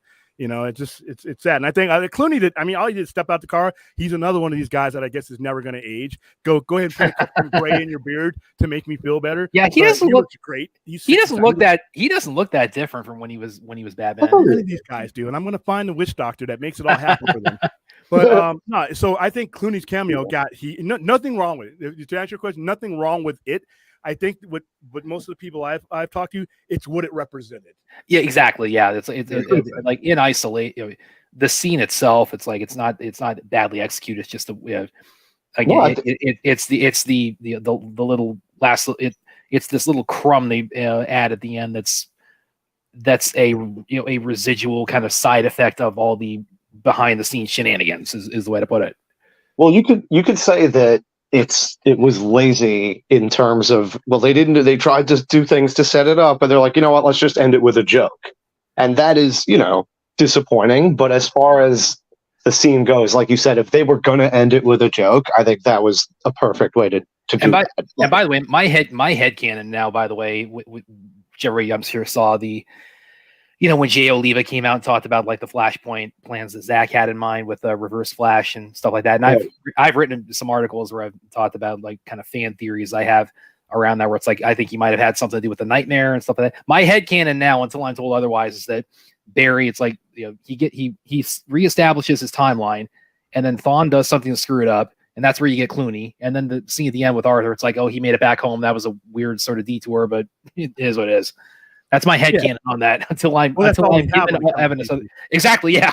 We have more headcanon than we actually have stories from them, which is they're gonna have to fix that. And like I say, I hope James Gunn can do it, but at the same time, I think that that way this got started, they're gonna have to run like the Flash to outpace some of the mistakes I think that they've made to start this out. I just think it should have been handled better. But like I said, it is what it is. I think the strike complicates that now because you're not getting Superman Legacy in 2025. Yeah, and we're definitely gonna have a lot to talk about relating to that tonight. But yeah, because that strike is destroying my world. Yeah, and well, go ahead, Larry. Oh no, I was just laughing. Oh, but I'll say real fast. The last thing about Clooney, though, that scene. The last thing I'll say is that it did confirm that Clooney is a different Batman than Keaton. Yeah. because we all grew up like, oh yeah, it's the same guy. It's supposed to be the same. And now it's like, oh, Schumacher verse. So that's something we got. We grew up thinking that's like Gotham City went from Berlin to Vegas over the course of 4 movies. Yeah. Even though Batman Forever is still out of those first 3, out of those 4, the Batman Forever to me is the best of the 3. It's the one that's the most about Batman out of the original 4. It's great. And Robin looks like Robin. I mean, even though, like I said, the concept of Robin, I'm always going to be against. I voted to kill Robin. Well, so not just because I hated Jason Todd's character. I hate the concept of Robin. You're a big, dark, brooding character, and you're endangering a child all the time. So I'm guessing you love that Zach killed off Dick in his plan. I don't believe that was for William. This is comic book geek, comic book collector. I cannot stand the concept of Robin. Now, I like Robin as a standalone character when he's doing his own thing, Tim Drake and his own book and all that. I absolutely abhor Robin alongside of Batman. The only time I think it works is in Dark Knight Returns, is because it's along the backdrop of what should happen to a Robin when you put a child in danger or a young adult in danger. He's going to get killed. And then his worry about her, Carrie, being killed because of what happened to Robin, that's logical. That's the only reason why that works for me. I don't like the concept of Robin, and that's why I'm glad that certain Batman comics don't include Robin. And when I hear that Matt Reeves is thinking about it, I'm like, oh, let me vomit on myself. Let me dry heave. Let me eat something so I have something to throw up on that. I'm like, not every Batman story needs a Robin. There are Batman stories currently on the shelf right now that do great without Robin. I think Pattinson is kind of his own. I did an article a while back where I said it's like Pattinson, I think, is the only Batman actor who could also have been Robin. And in a lot of ways, because of the way they're portraying him as a young Batman in the beginning, he is in a lot of ways kind of his own Robin. Yeah, he's his own screw up because he's only in 1 year 2, and by the time this trilogy ends, I just don't think he'd be at the point where he wants a Robin. And like I said, there's a reason why if you ever watch the TV shows or anything else, Robin has always been betrayed by a grown man. In Batman Forever and Batman and Robin, it's a grown ass man in his 30s. Burt Ward was a grown man. Why? Because that crap looks good on paper, but when you're literally putting a kid in danger in live action, wow, you're gonna have to eat crap. Well, they put Burt Ward in a lot of danger on that show. Yeah, he got eaten by a clam. That was just like he got hurt a lot. He got hurt a lot. They had to have a fight scene with Bruce Lee. Come on. Oh yeah, that's right. I want to hear from Rhea. Rhea, you're so silent. Come. I'm sorry. I'm listening. I felt like I was taking over the first half of the show, so I apologize. For you guys. In fact, you guys tell me to shut up. This is for you guys.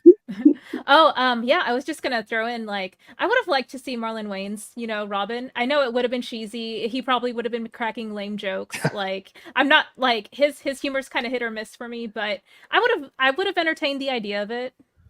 Him and Keaton, And he had like because he came like really close to like in the original End of Returns, he was like a hair away from. They did like costume fittings. I think they had like they had a template for an action figure set up. So Robin. No, I'm saying no to all this. Robin is awesome. Now we're getting two Robins with Matt Reeves and David better? Wayne and Brevin Bold. We desperately need a Robin back. No, we don't need the boy. Hey, wonder. he could have put like a row of 15 ducks right there. Yeah, whatever. That's an inside joke, you guys. We're not getting inside Howard the Duck right now.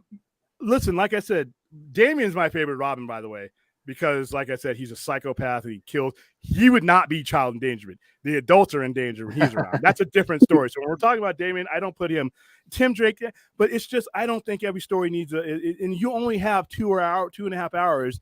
I think if you're showing a Batman movie, I want it on Batman. If you want to give Robin a show or give where he's a quiet, fine, but.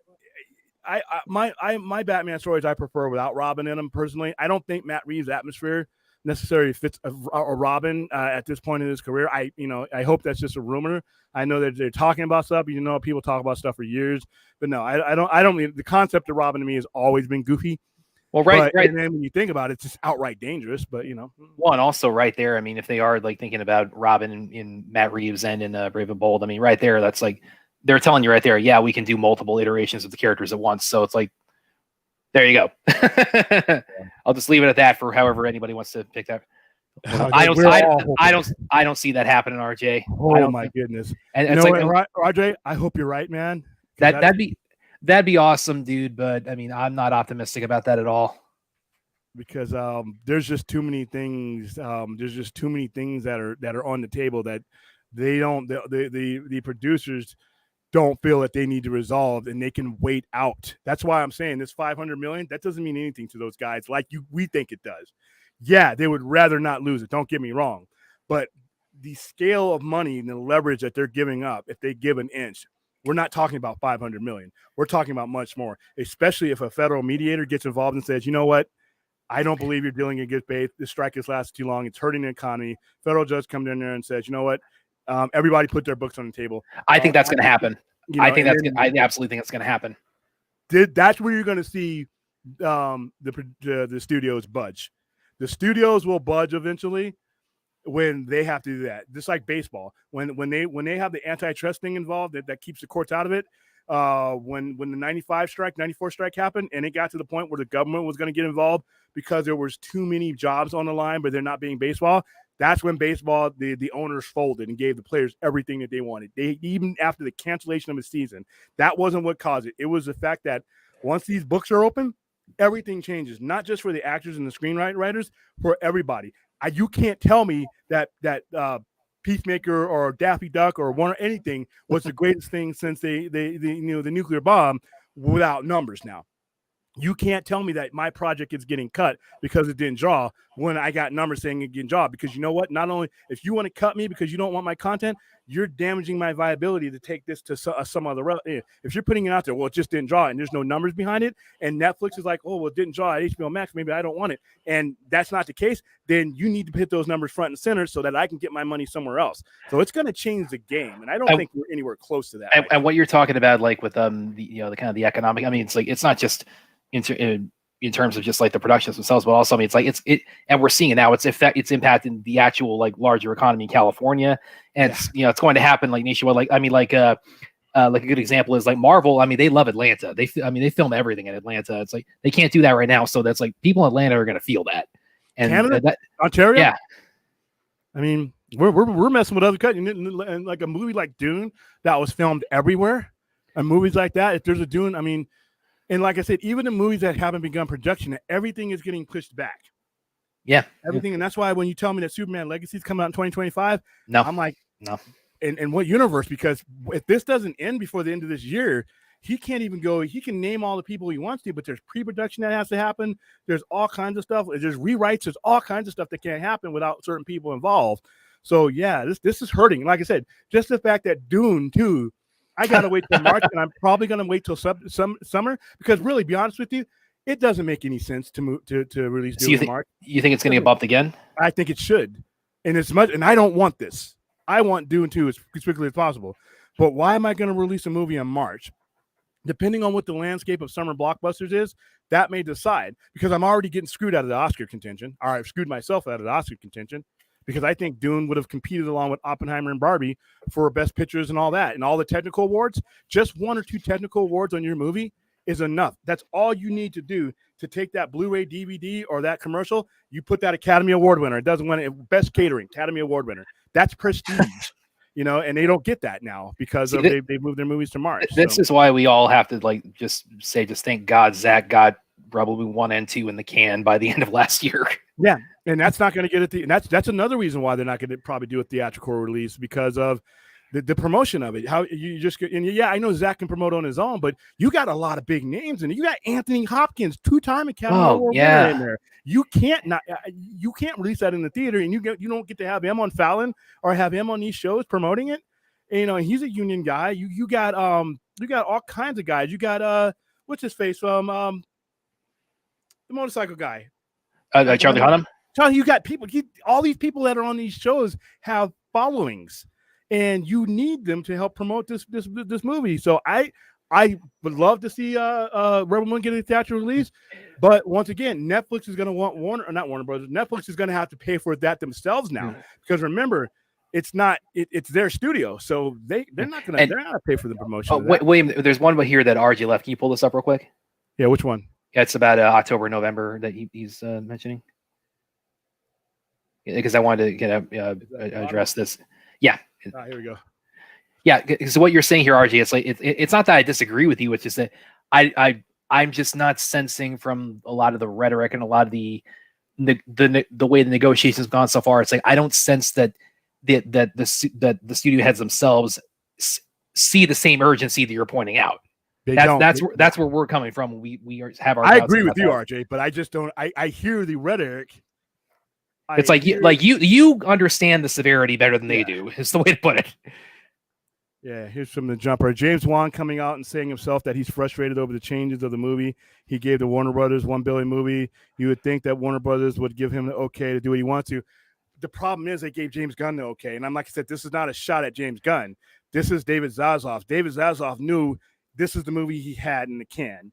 And you just got to tie up these loose ends. You put James Gunn in a horrible position.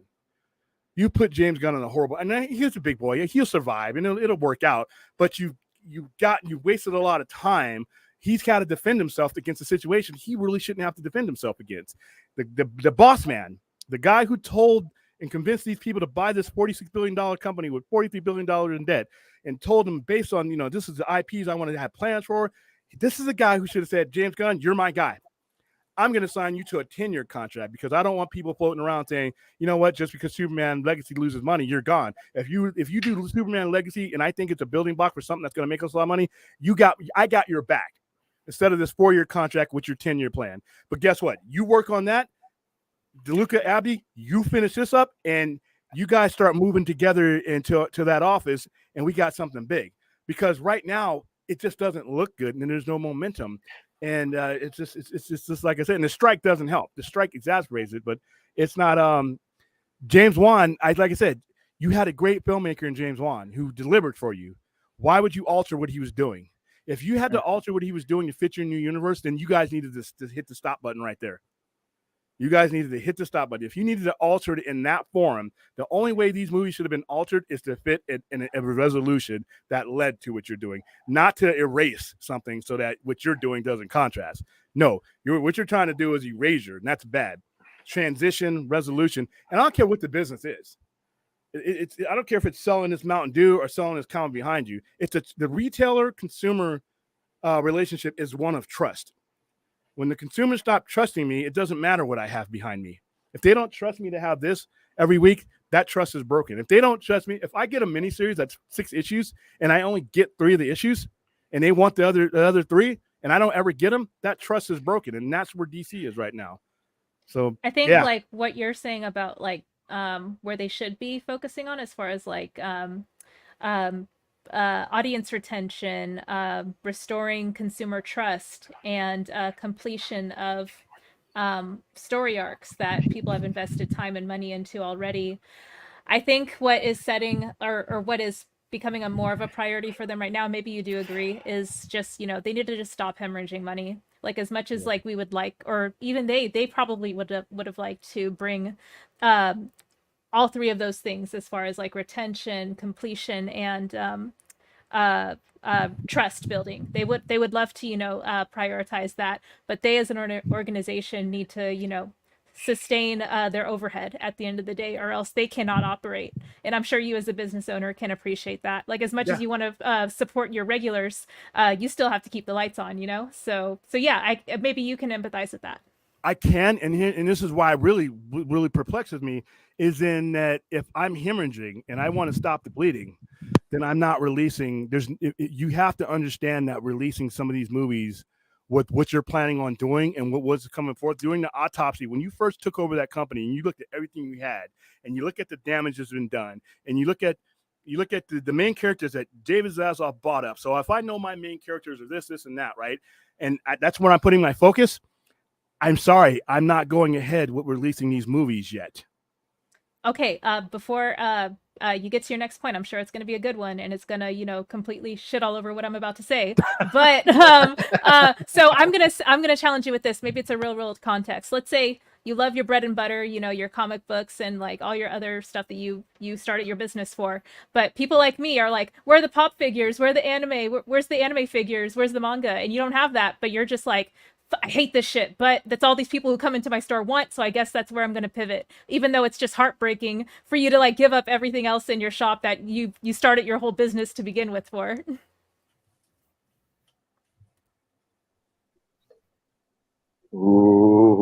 I know he's gonna pull out like some Well, and manga.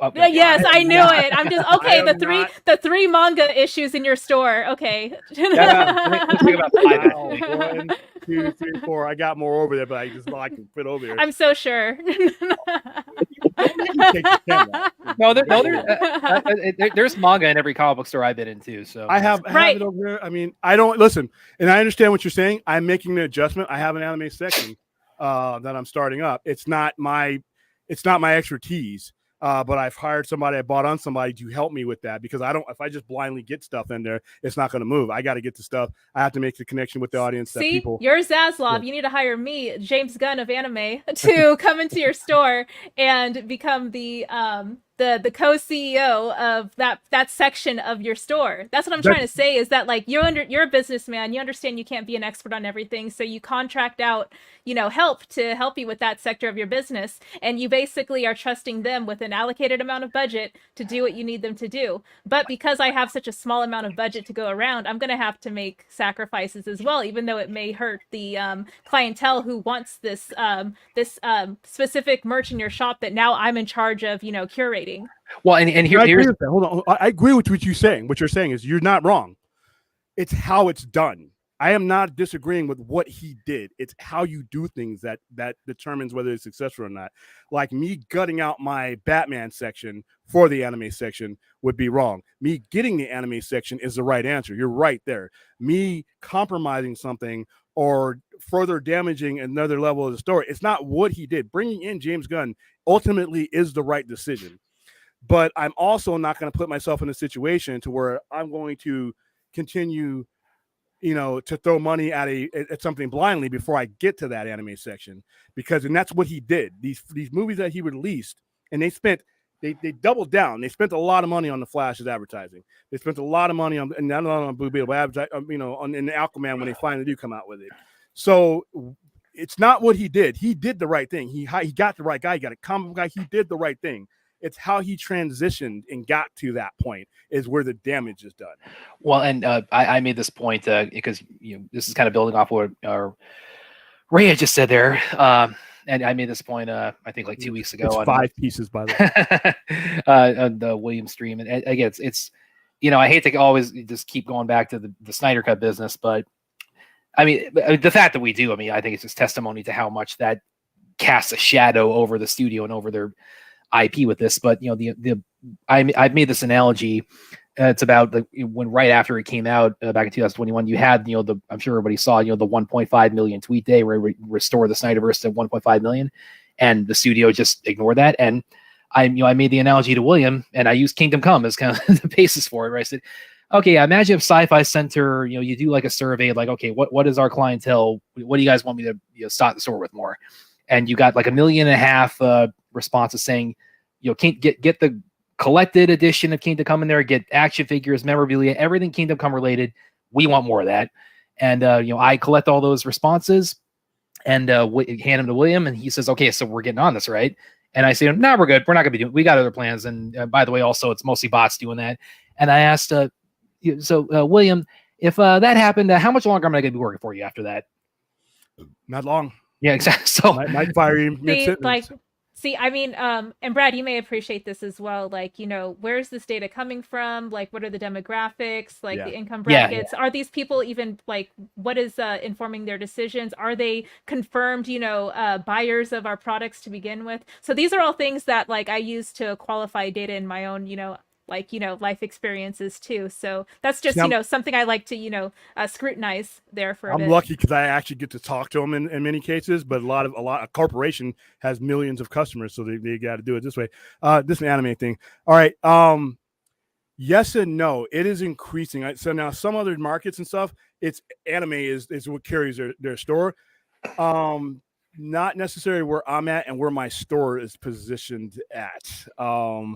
It's something that I got to carry. And like I said, I'm creeping. There's a lot of other stuff that I'm starting to diversify with, but I went where my market told me. And for the first 6-7 years in this part of town, it just wasn't a thing that I was getting requests. And you've got to remember, for me, 75% of my raw income comes from tourism, comes from derelict people that are not in the town.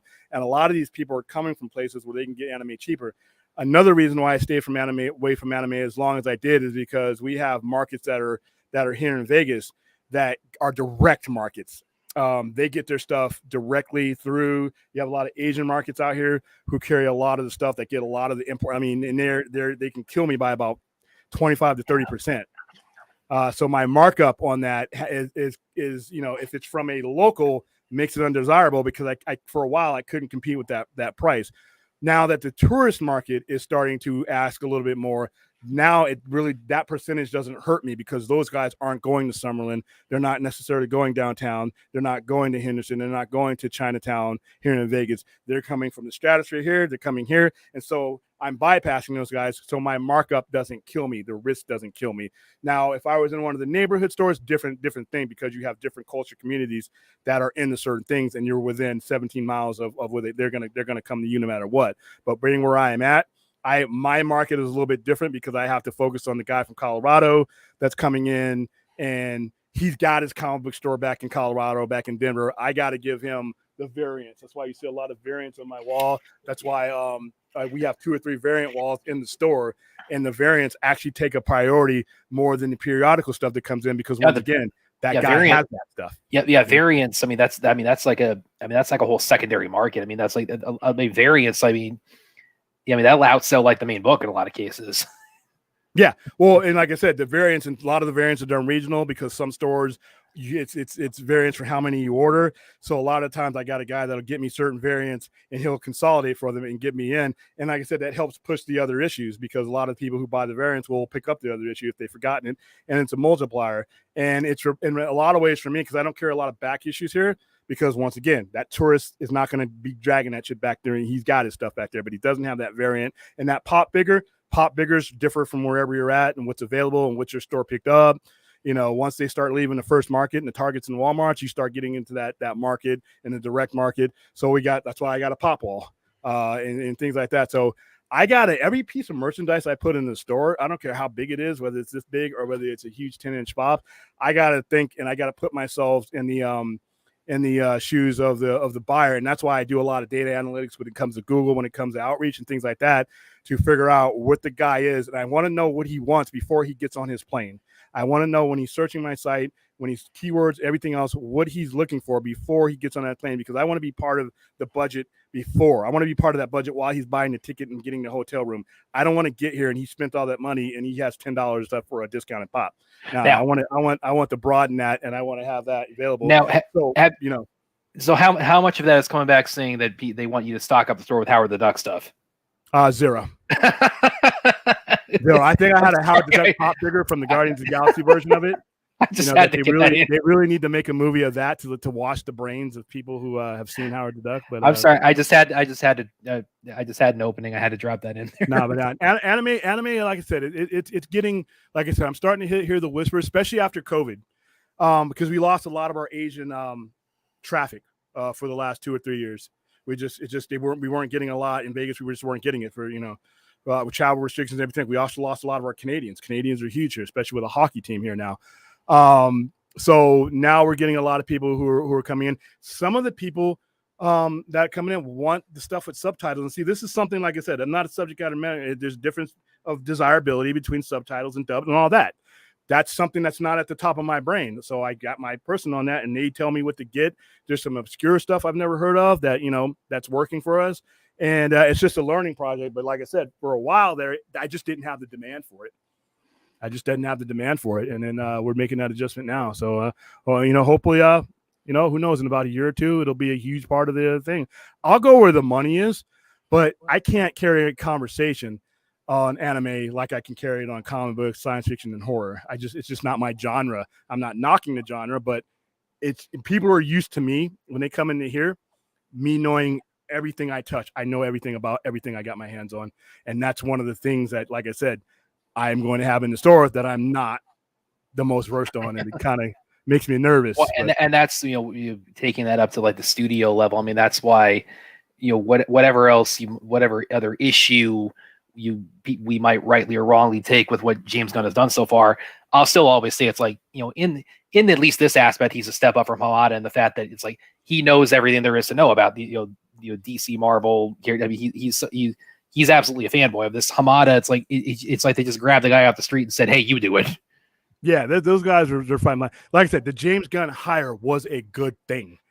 The James Gunn hire was a good thing. And if you take away all the mishandling of everything else that we've dealt with DC in all these years, and even the Zaslav situation where how his was handled, if you took all that away and just if you could isolate what James Gunn is he doing and what he was brought in to do, if you could isolate that, then we would be talking and we would be, it would be an era of excitement. But unfortunately, you can't.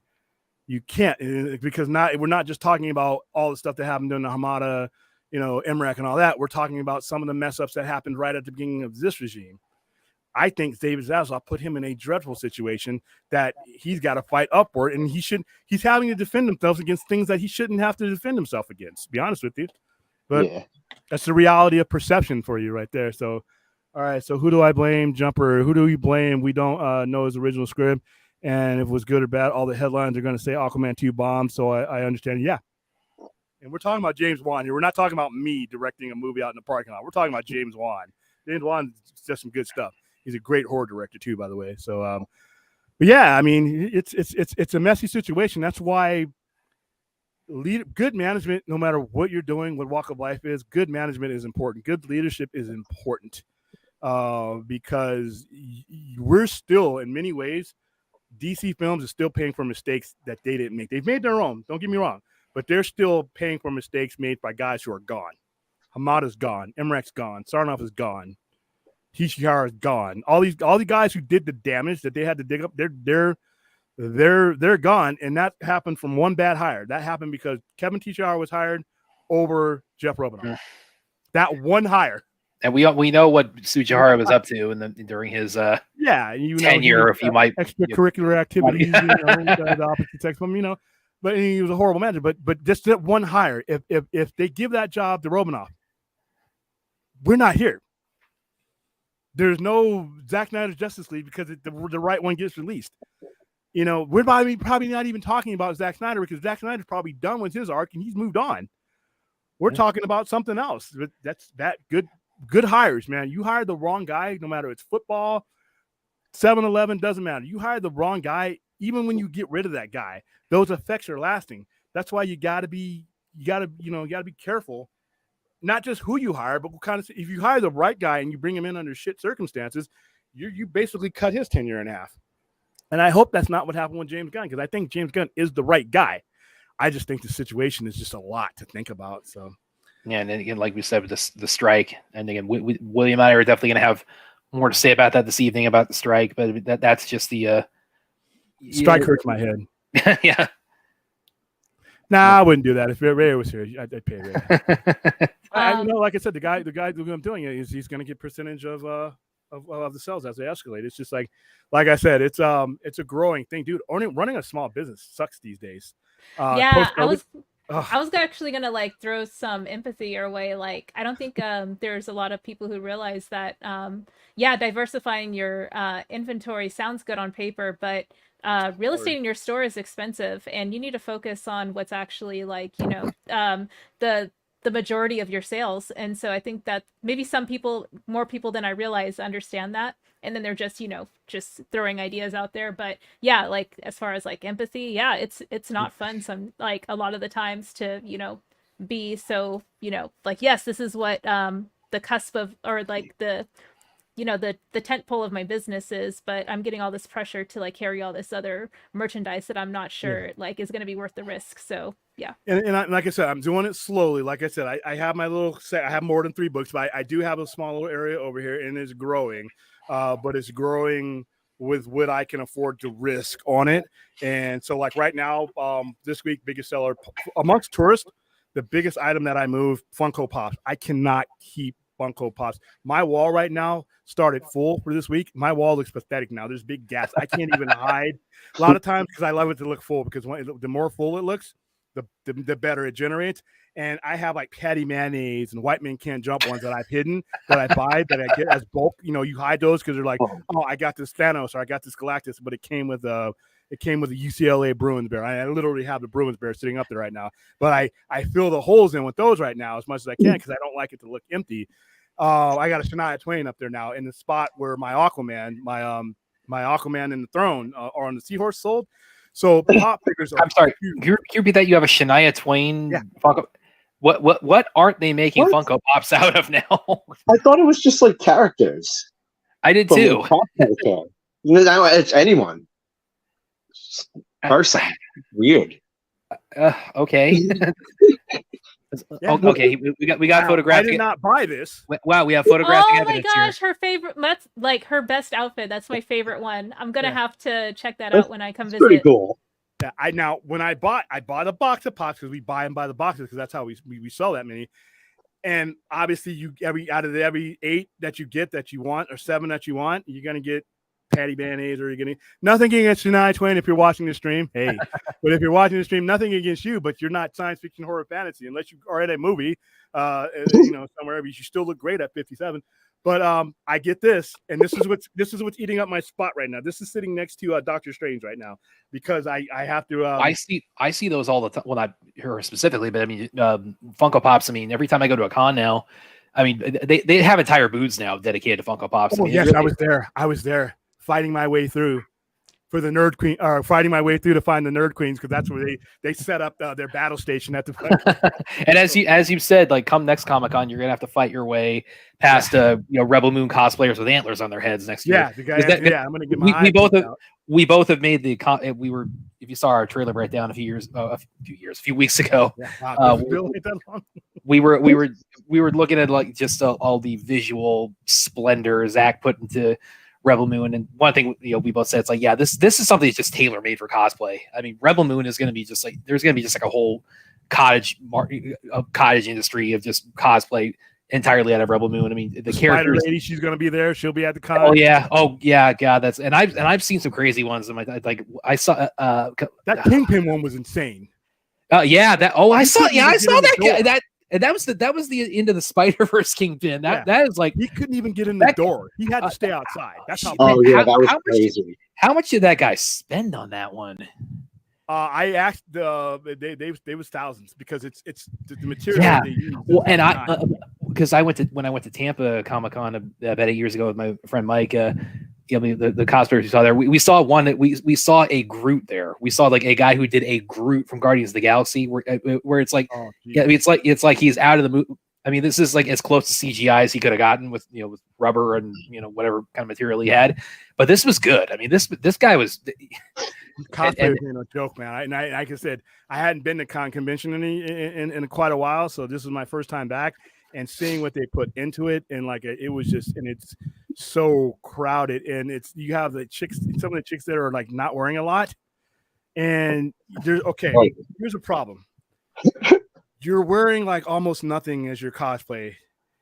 And if you've ever been to Comic-Con, you have this much space in between people. If not Oh more. yeah, that's And you're yeah, wearing awkward. like pasty type things, and you're bumping in, and then it's like this is like nightmare. And then you got guys with gear. There's so many Mandalorians. Oh my goodness! I'm like, it's hot in here, you guys. You're gonna die. Oh, You're not gonna take that helmet off. when we were at Tampa. I mean, like we hadn't even gotten. I don't think we'd even gotten like onto the floor yet. I mean, it's like I probably saw 50 Jokers and Harley Quinns before we even got in.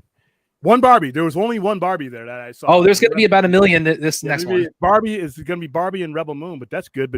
But yeah, when it comes into trying to diversify a small business, especially this type of business, with you're fighting a digital age in comic books, you're fighting a lot of the people that when I first started, there was no other way to get your comic book stories but pick up a comic book off the shelf and read it, or 7-Eleven or anything like that. Comic stores weren't even a big thing when I first started as a kid collecting. I got all of my comic books from B. Dalton Booksellers, or I got them from 7-Eleven. It wasn't until 1988 is when I actually started actually being going to. But when I first started this business, there was not, you could get your stuff from 7-Eleven, and the stuff that was direct you could get from a comic store. Now you have these movies that generate these IPs, and most of the people who are interested will never pick up a comic book. They know who Iron Man is, but they know him from they know Robert Downey Jr. Iron Man. They don't know the Iron Man that I know. They know who Thanos is, but they don't know the idiot that Jim Starlin designed him to be, the flawed dummy that ends up getting foiled by Tigress on a motorcycle. They don't know that one. They just know the one that they see on the movie theater. And what that does, yes, that helps comic book sales, but when you have the digital aspect of it, what James Gunn is doing, which is what I like, is he's making the connection between the IP and the story, which is something that hasn't been done. Yeah, Civil War is out there, but that's in name only, really. He's connecting the likenesses of the characters and saying, "Hey, pick up Supergirl World tomorrow, Woman tomorrow," which is great, and I hope he's very successful in that. But the comic book, and they always say the paper industry is dying. Yeah, my percentages of when it comes to comic books on weekly sales, it's different. Back issues don't move as much as they used to, simply because the demographic that has moved into this now they don't have the connection to Amazing Spider-Man 238. That means nothing to them. They may know who the Hobgoblin is, but a geek like me is going to say first appearance of Hobgoblin, I need to snatch that. But the other guys, the newer guy, is going to buy a trade paperback. So it's a different industry, and you got to be wary of that, but it's still fun though. It's still fun. I wouldn't switch it up for anything right now. Let's see some of the chat ones before we Jeebus. Wow, Jesus, this is only a matter of time. I'm surprised he didn't haunt the beginning of the chat. Fourth always has the best comments, doesn't he? William would just convert the Cyber Center into a Japanese supermarket with a few comics near a checkout. There's a Korean one next door to me. Japanese supermarket. There are some out here. There, in fact, there's a spot in town right on the street from my house that has a Vietnamese one, Japanese one, Korean one, literally all across for each other. And those guys, they're part of chains too. So, but even those guys, they know people that get a better markup on anime than I do on the stuff that will move for me here. Fourth side Yeah, disagrees you're with 100% right. Go ahead. I'm sorry, Larry. Go ahead. Oh no, I was gonna say no. You do this first. It's okay. Speculators were going to kill you. Yes, you have to be super careful. I learned this from the 90s. They damn near killed the comics industry in the 90s. Yeah. So yeah, you got to be careful. So when something like say what's up here that's a speculator thing. So there's a thing like this, like something like I had before. I had a bunch of these before because I ordered it, and it wasn't the biggest seller. So I have scattered issues of Supergirl. But now it's being mentioned. It's sort of a speculator, but I don't have to go out and get more of these. Now, something that my example of the biggest example of a speculator, and I got tons of these, and the black cover is going to be this. Comics like this. Great story. I'm not knocking Jurgens. I know Enosh is out there somewhere turning, he loves this story. Stories like this were the beginning of the end for that boom in the mid-90s, because there's so many of these out there. And once you start printing so many of these out there, something like this, that everybody and their mother comes in saying, "Hey, guess what I got?" And they pull this out, or they pull out the black cover one, and I got you know what? I got so many of those in stories. I don't know if we need to bring them out. That's the speculator stuff that'll kill you. But stuff like this, keeping an eye out for things like, this and this. But the speculator thing only matters if you can connect the story to the book. And that hasn't been happening a lot. That's what needs to happen. Like, connecting Daredevil, when Daredevil Born Again comes out, connecting that to the IP, better than what they did before. If you have a directive to connect the IP to the actual merchandise, the source material, you can really make a lot of money. And DC, Warner Brothers owns DC. I know that money that they make through DC is pennies, but you know what? They also use these IPs to polarize their cinema stuff. So I think it's in their best interest to make yeah, you're right. They mess you up, and then that's why I got, like I said, there's two things I am, and one of them to the lesser of the other. I'm cheap and I'm greedy. Not greedy like Scrooge, where I'm like just wanting to hoard up and take pennies out of the homeless guy's hat. No. If there's an opportunity to capitalize, I'm there and I want to do it. But at the same time, I'm very, very careful.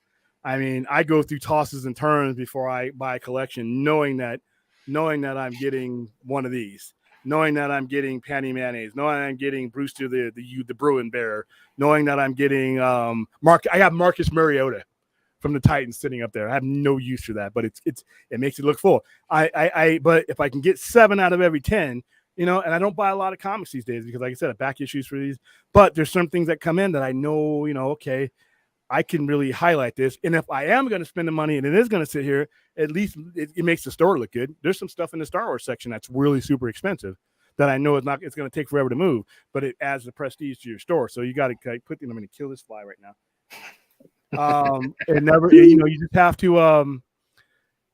You just have to not only, it's on the mic. You have to know not only what's going to sell on a regular basis, but what you as a seller can sell. Like the guys over across town, they're different people. Their strengths are going to help them sell certain things, where mine are going to help me, my interests. I can sell you Blade Runner and take everything you own and have you walking out of here with Blade Runner stuff, because that's my thing. You know, some other guy has back issues and Silver Age stuff. That's his thing. And he's going to do well. You know, it's just, it's a different, we all have different personalities when it comes to that. Yeah, she is she's hot. I'm not even, I mean, you know, and have you seen her lately? Oh my goodness.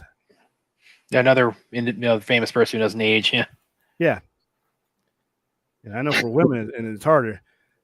Jacob, Barbie's been around for almost 64 years. She's literally an icon. There was no surprise in her movie making a bill. Yeah, and that and the IP hadn't been mismanaged.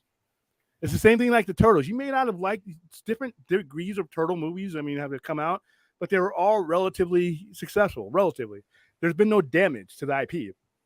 Same thing with Barbie. If you take care of an IP, the IP will take care of you. You know, that's just it's that simple, man. It's like your car. You take care of your car will get you everywhere you need it to be. So. Yeah, stop slashing your own tires on it.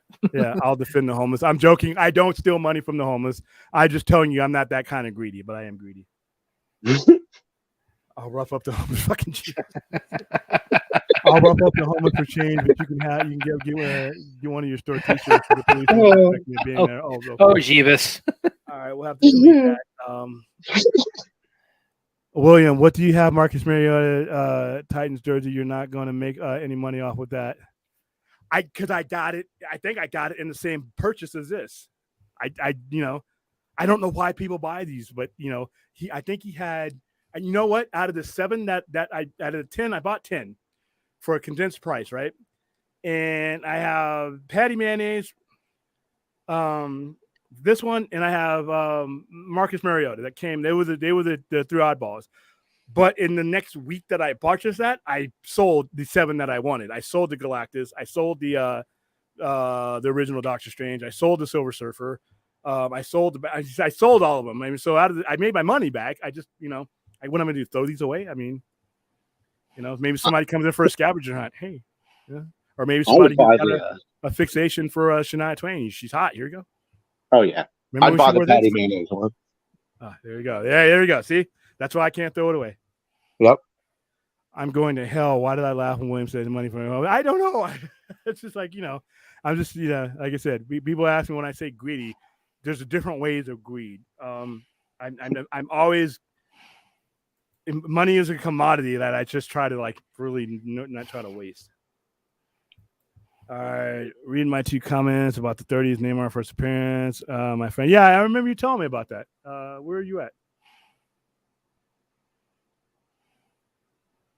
William, my friend who had the first appearance of Neymar from his grandfather's collection, he just sold a comic book for $25,000. Oh, probably Nicolas Cage. Huh? Probably to Nicolas Cage. Yeah. Nicolas Cage, who lives here, by the way. Well, he's got 57 houses, so. Yeah. Thanos being stupid at Universal Comics and movies. They made him into a genius in he uses the helicopter. Yeah, they made him a genius in the movies, and he's not that smart. What's Fourth doing? I'm black, Fourth. What did Fourth say? Oh, the Black Sasha Banks. Yeah, I saw that. Oh, okay. I'm like, damn it, Fourth. The opinions of Fourth 1000 do not reflect the opinion of the Sci-Fi Center or its fellow patrons, nor does his avatar. His avatar doesn't reflect humanity. So there you go. No, not at all. Hey, whoa, wait a minute. Whoa. Who the hell is that? Okay, hold on. She's Douglas Yancey Funny's girlfriend on the Nickelodeon timeless animated series Doug. Is the short answer. I wonder if they make other Doug Funko Pops. I guess they might. Yeah, they need to make one of that monster they found in the lake in the Doug's first movie that they dressed up to look like a student at the school. Right. The good news is business is good when it comes to selling pops. The bad news is I buy them in bulk, and and I get Joe Bruin. Never gonna sell Joe Bruin. Joe Bruin is here to take up space and make it so that my Baron. That's Joe Bruin. All right, there you go. All right, and no, she's not a porn star. Oh God! What's her name? Oh man, my no, I'm sorry, it's not Patty Mayonnaise. This is Wally Warheads. I don't know what the hell that is. So I have Who's it. it? Yeah, there you go. There's another one that'll sit up there. Marcus Mariota. Why would you even make this? And, well, I didn't think they make a Funko Pop Shania Twain, but here we are. So. Yeah, that is so weird. Yeah, what? Yeah, I mean that makes me wonder. Like, who or what have they not done as a Funko yet? Yeah, because I mean, if she has one, then any singer should have one. I mean, they got to have like everybody from Kiss already. Come on. Oh, definitely, that has to exist. Yeah, My Twisted Sister. Come on. Nah, it was Patty Mayonnaise. There she goes. And the fact that you knew who this was, Brad, this just lets me know just what generation you're in. Did they make her white? I thought she was black. Well, I mean, the way people are drawn on Doug is a little bit interesting. Where like Doug, she's not white. Oh, okay. Yeah, she's. They got blue. I don't know what the hell she is in this figure, but she's not white. They got blue people. They got green people. They got. It's like it's. You know what's funny? When I was a kid, I used to think it was like, oh yeah, it's like multicultural. One of my friends was like, turquoise people are real, and I'm like, yeah, but I always thought it was like trying to be like woke. Well, that was the nice thing about the Simpsons was that they made like every yellow that was like equivalent to a white person. And blue hair with some blue hair. Yeah, but they still they went crazy with stuff like that. Yeah.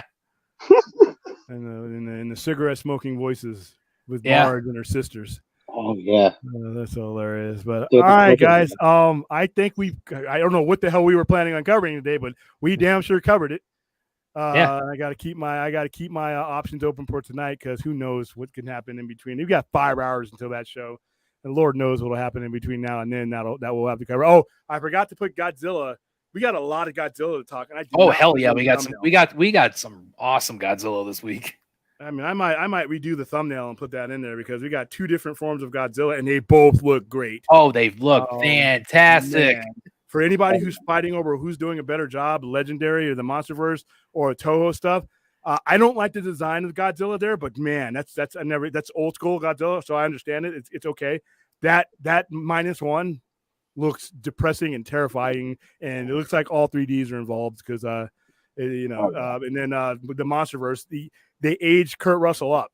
So when I see Kurt Russell doing these interviews and he's going to look younger than he does, he's the only old dude in the 70s that has to be aged down. And they're going to make him look like he did in Big Trouble in Little China.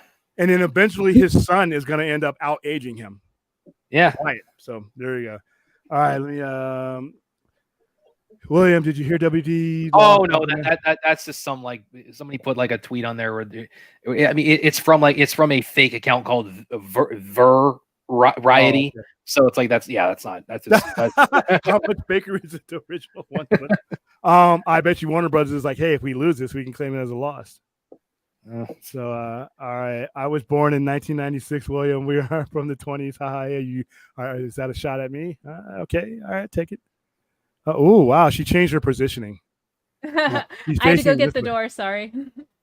Where's the door? Why didn't you bring it with you? Oh, I mean, there's just so many in my huge house. Hey, she's bigger than mine, trust me. But all right, guys, thank you. Well, first of all, I want to thank the patrons for getting me off to a quick start. Keep it that way because I don't want to watch that stupid movie. No, get more patrons in here ASAP, guys. Our deadline is next 13. Wednesday, and if we don't hit the deadline, and we hit it. We're going to extend the deadline until we make it. That's what's going to happen. right. You had plenty of opportunity to impart, especially for you first timers who've never seen it before. Anybody watching right now who's not in the know, William has agreed if he hits was it 20 patrons by 20 patrons, just by the 13th, think of your children. Think of your gas money. Think of the food that you need. No, don't forget all of that. It's worth the sacrifice.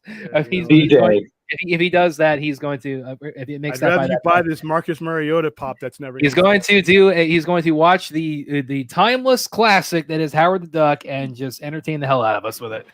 Wait, spend the money on Wally Warheads. William, since we're on the topic of your Patreon, why don't you explain to us the different tiers and what folks who would be interested in pledging can get? Let me bring that up because I have it typed out here. Hold on. Because I start reading stuff, I start flubbing. All right, so the entry tier is the Frappuccino or the Frap Fund thing. Well, where's it at? Dude, I cannot find anything. See, but the point is, doesn't matter what tier you are. It's like if you're a patron, you're contributing to the Howard the Duck Fund. Come on, guys. Right. And there's different tiers for different types of rewards. So all right, here we go. Manage it. All right, so yeah, the Frap Fund is just to basically get us started. All right, this tier keeps me caffeinated and happy. Also gets you into a monthly Patreon stream where you'll be my co-host. That's where we're now. We actually did it sooner than a month because we had enough people to actually have a stream. So that's there. So that just helps support. That helps build up the show, things like that. Like I said, I'm about to enter into a whole new era of investment into how the show looks and sounds. So that helps. The next tier is the movie club tier. This tier gets you an entry into the weekly raffle, and I'm going to start doing those raffles next week with prizes that range from toys, digital movie passes, to posters and gift cards. It will also get you into a monthly movie club where we will pick a movie. I've got to spell that right. It could be anything from a silent movie era all the way to something that just hit PVOD. So we could be watching Nosferatu, or we can watch literally Dune 2 if it were to be released like the next, something like that.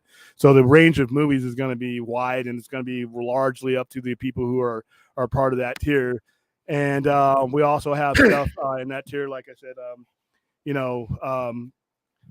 stuff that is cheap to ship, like posters, buttons, like this 50-cent stuff. When we get these things, I still got Birds of Prey buttons here because that movie did great. But we'll have stuff like that gets sent out. We'll provide you guys with it, and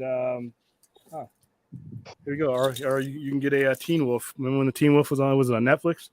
I got all kinds of stuff. But yeah, that kind of stuff. But yeah, that tier is pretty cool. We'll sit and we'll watch. We'll watch movies. We might do more than one movie a month. A lot of it's going to depend on the kind of time people have. I mean, I'm watching movies all the time. I'm looking for some of the sillier stuff that I had because I'm going through a lot of my promo stuff, and I'm finding stuff like we still got Transformer stuff that You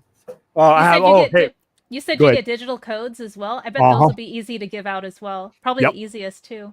Yeah, we got digital codes. We were going to get a crap ton of them for Dune, and oh yeah, and that. Well, you're still going to get them, just not in it's time. Yeah, we'll do that in March. Like I said, Lord willing, I'm still around. Well, but you're expecting it's going to be bumped again, so probably more like June. Well, summertime. But hold on, here we got stuff like this.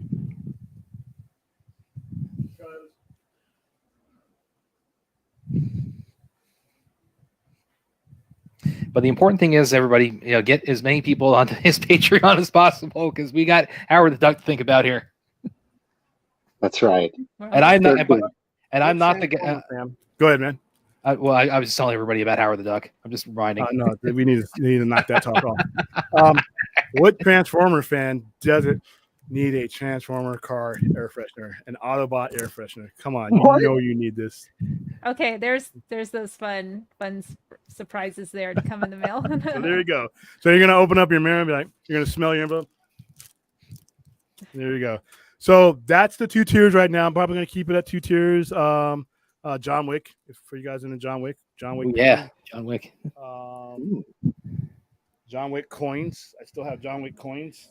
Oh, that's pretty cool. You all who are into John Wick. Oh, do we have any markers in case I need to, call in a favor for an enemy of mine? Yeah. I'm surprised I got the coins because the coins are like high quality coins. So you've all seen Candyman, right? Yeah. Oh, So yeah. Candyman was one of those we really went all out for, and we really had a successful promotion for it. So when they came in to get their tickets, because whenever we give away free stuff, we make you look silly along with me. So and a lot of people were scared. So we had, here's the mirror. Oh, wow.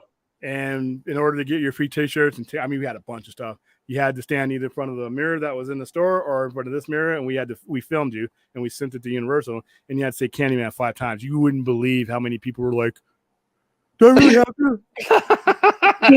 That's so funny. Well, what if something happens? Okay, if something comes out after you say Candyman 5 times, it doesn't matter. We're all in trouble anyway. And you're going to go see the movie, and it's going to be said a bunch of times. But I'm not saying it. But I'm like, well, it's like you're closer to the mirror than I am, so it gives me a chance to get out of here. You're right, Candyman, and then they'd say it the 4 times, and then they would like say it the 5th time and run out. I'm like, come on, you guys. I'm disappointed. I thought there were going to be candies in that little tin case. We had some of those. We had that, and we had honey. We had little things of honey because of Candyman honey. But that movie was great. That movie, I hope to see more of that movie. That movie was one of the most perfect. If you're going to retell a story that's Candyman like that, and he, spoiler alert, Tony Todd is in it. He's in it at the end, and he's in it in the most coolest way. He's like, tell everyone. I'm like, wow, that was cool. So I hope there's more of those movies because that movie costs like $2 to make. Yeah. So, all right, I'm gonna answer one more question. How much does Monster vs. Godzilla means 86? Okay, here we go. No, hell. I don't even know why I clicked on that. They keep sneaking these Howard the Duck questions into legit questions. So when I read them, I'm like, this sounds like a serious. Oh shit, here we go. I'm at least I didn't. It's like I'm just telling people to join the Patreon, but I'm not throwing like you guys crazy are gonna torture stuff me like that. You gotta join up. This is free. You can't be torturing me for free. Can you please explain to me, Penel, how the hell Thanos is so smart? If he allowed Ant-Man, okay, So you saved like all the weirdest off the wall questions for last. I know. Yeah, and they all hit us, so they're gonna hit us tonight. All right, guys, that's it. Thank you for being patrons. For those of you who are able to make it here, those of you who are habit and are still watch it, thank you for being patrons. It's really helping the production, helping things going. And like I said, I hope to have a lot of cool stuff. Who knows? Maybe you'll get a Marcus Mariota in your mail, but who knows? Just keep an eye on your mailbox. Other than that, I will see you guys later on tonight. We got a lot to talk about. So yeah, I'm probably going to get fed and caffeinated and ready for that because there's a lot of nonsense that we're going to get out of the way immediately, and then we'll jump into the things that make me happy. But for Brad, Rhea, where can they find you? At Glimmering Harpy, and I have kind of a movie talk channel called the Glimmercast. Yeah. All right, Larry, where can they find you? Just on the internet? Yeah. Let's see. I'll get back to you. All right. Brad Curran, where can they find you? Find me on Twitter, Vero, and you'll find my writing on Kung Fu Kingdom and Screen Rant. All right, cool. So, and we'll see Brad tonight with me as we co-play this meet through the overnight. And thank you guys for being here. Thank you guys in the chat for being here. Even some of you, even Fourth. We can even thank Fourth. He'll be back tonight. And we will see you. Hold on, got to put up my disclaimer here. Even though it's not late night and you should not be depressed on a Saturday afternoon at 4:20, I can never diagnose you, and it's probably not best that you diagnose yourself. If you're feeling the need, dial 988 Suicide and Crisis Lifeline. Call, text, or chat. Even right now, even during the throes of college football, there's somebody there at the other end of the line. If you need the help, go get it. All right, guys, that is it. That was a full 2 hours and 20 minutes. I thought I was going to go about 40 minutes, but that's some really solid topics, man. So thank you guys for bringing all that. And thank you, William. No problem. Hey, say your name for me. Kortowitz. Yeah, so I'm so proud that I haven't been screwing it up lately. No, you're good. You've been good. It's pretty phonetic, but it scares everyone off. Yeah, I'm just gonna keep saying it like every other thing. All right, guys. See you tonight, 9 p.m. Pacific time, exclusively on the Sci-Fi Channels Network. Hey guys.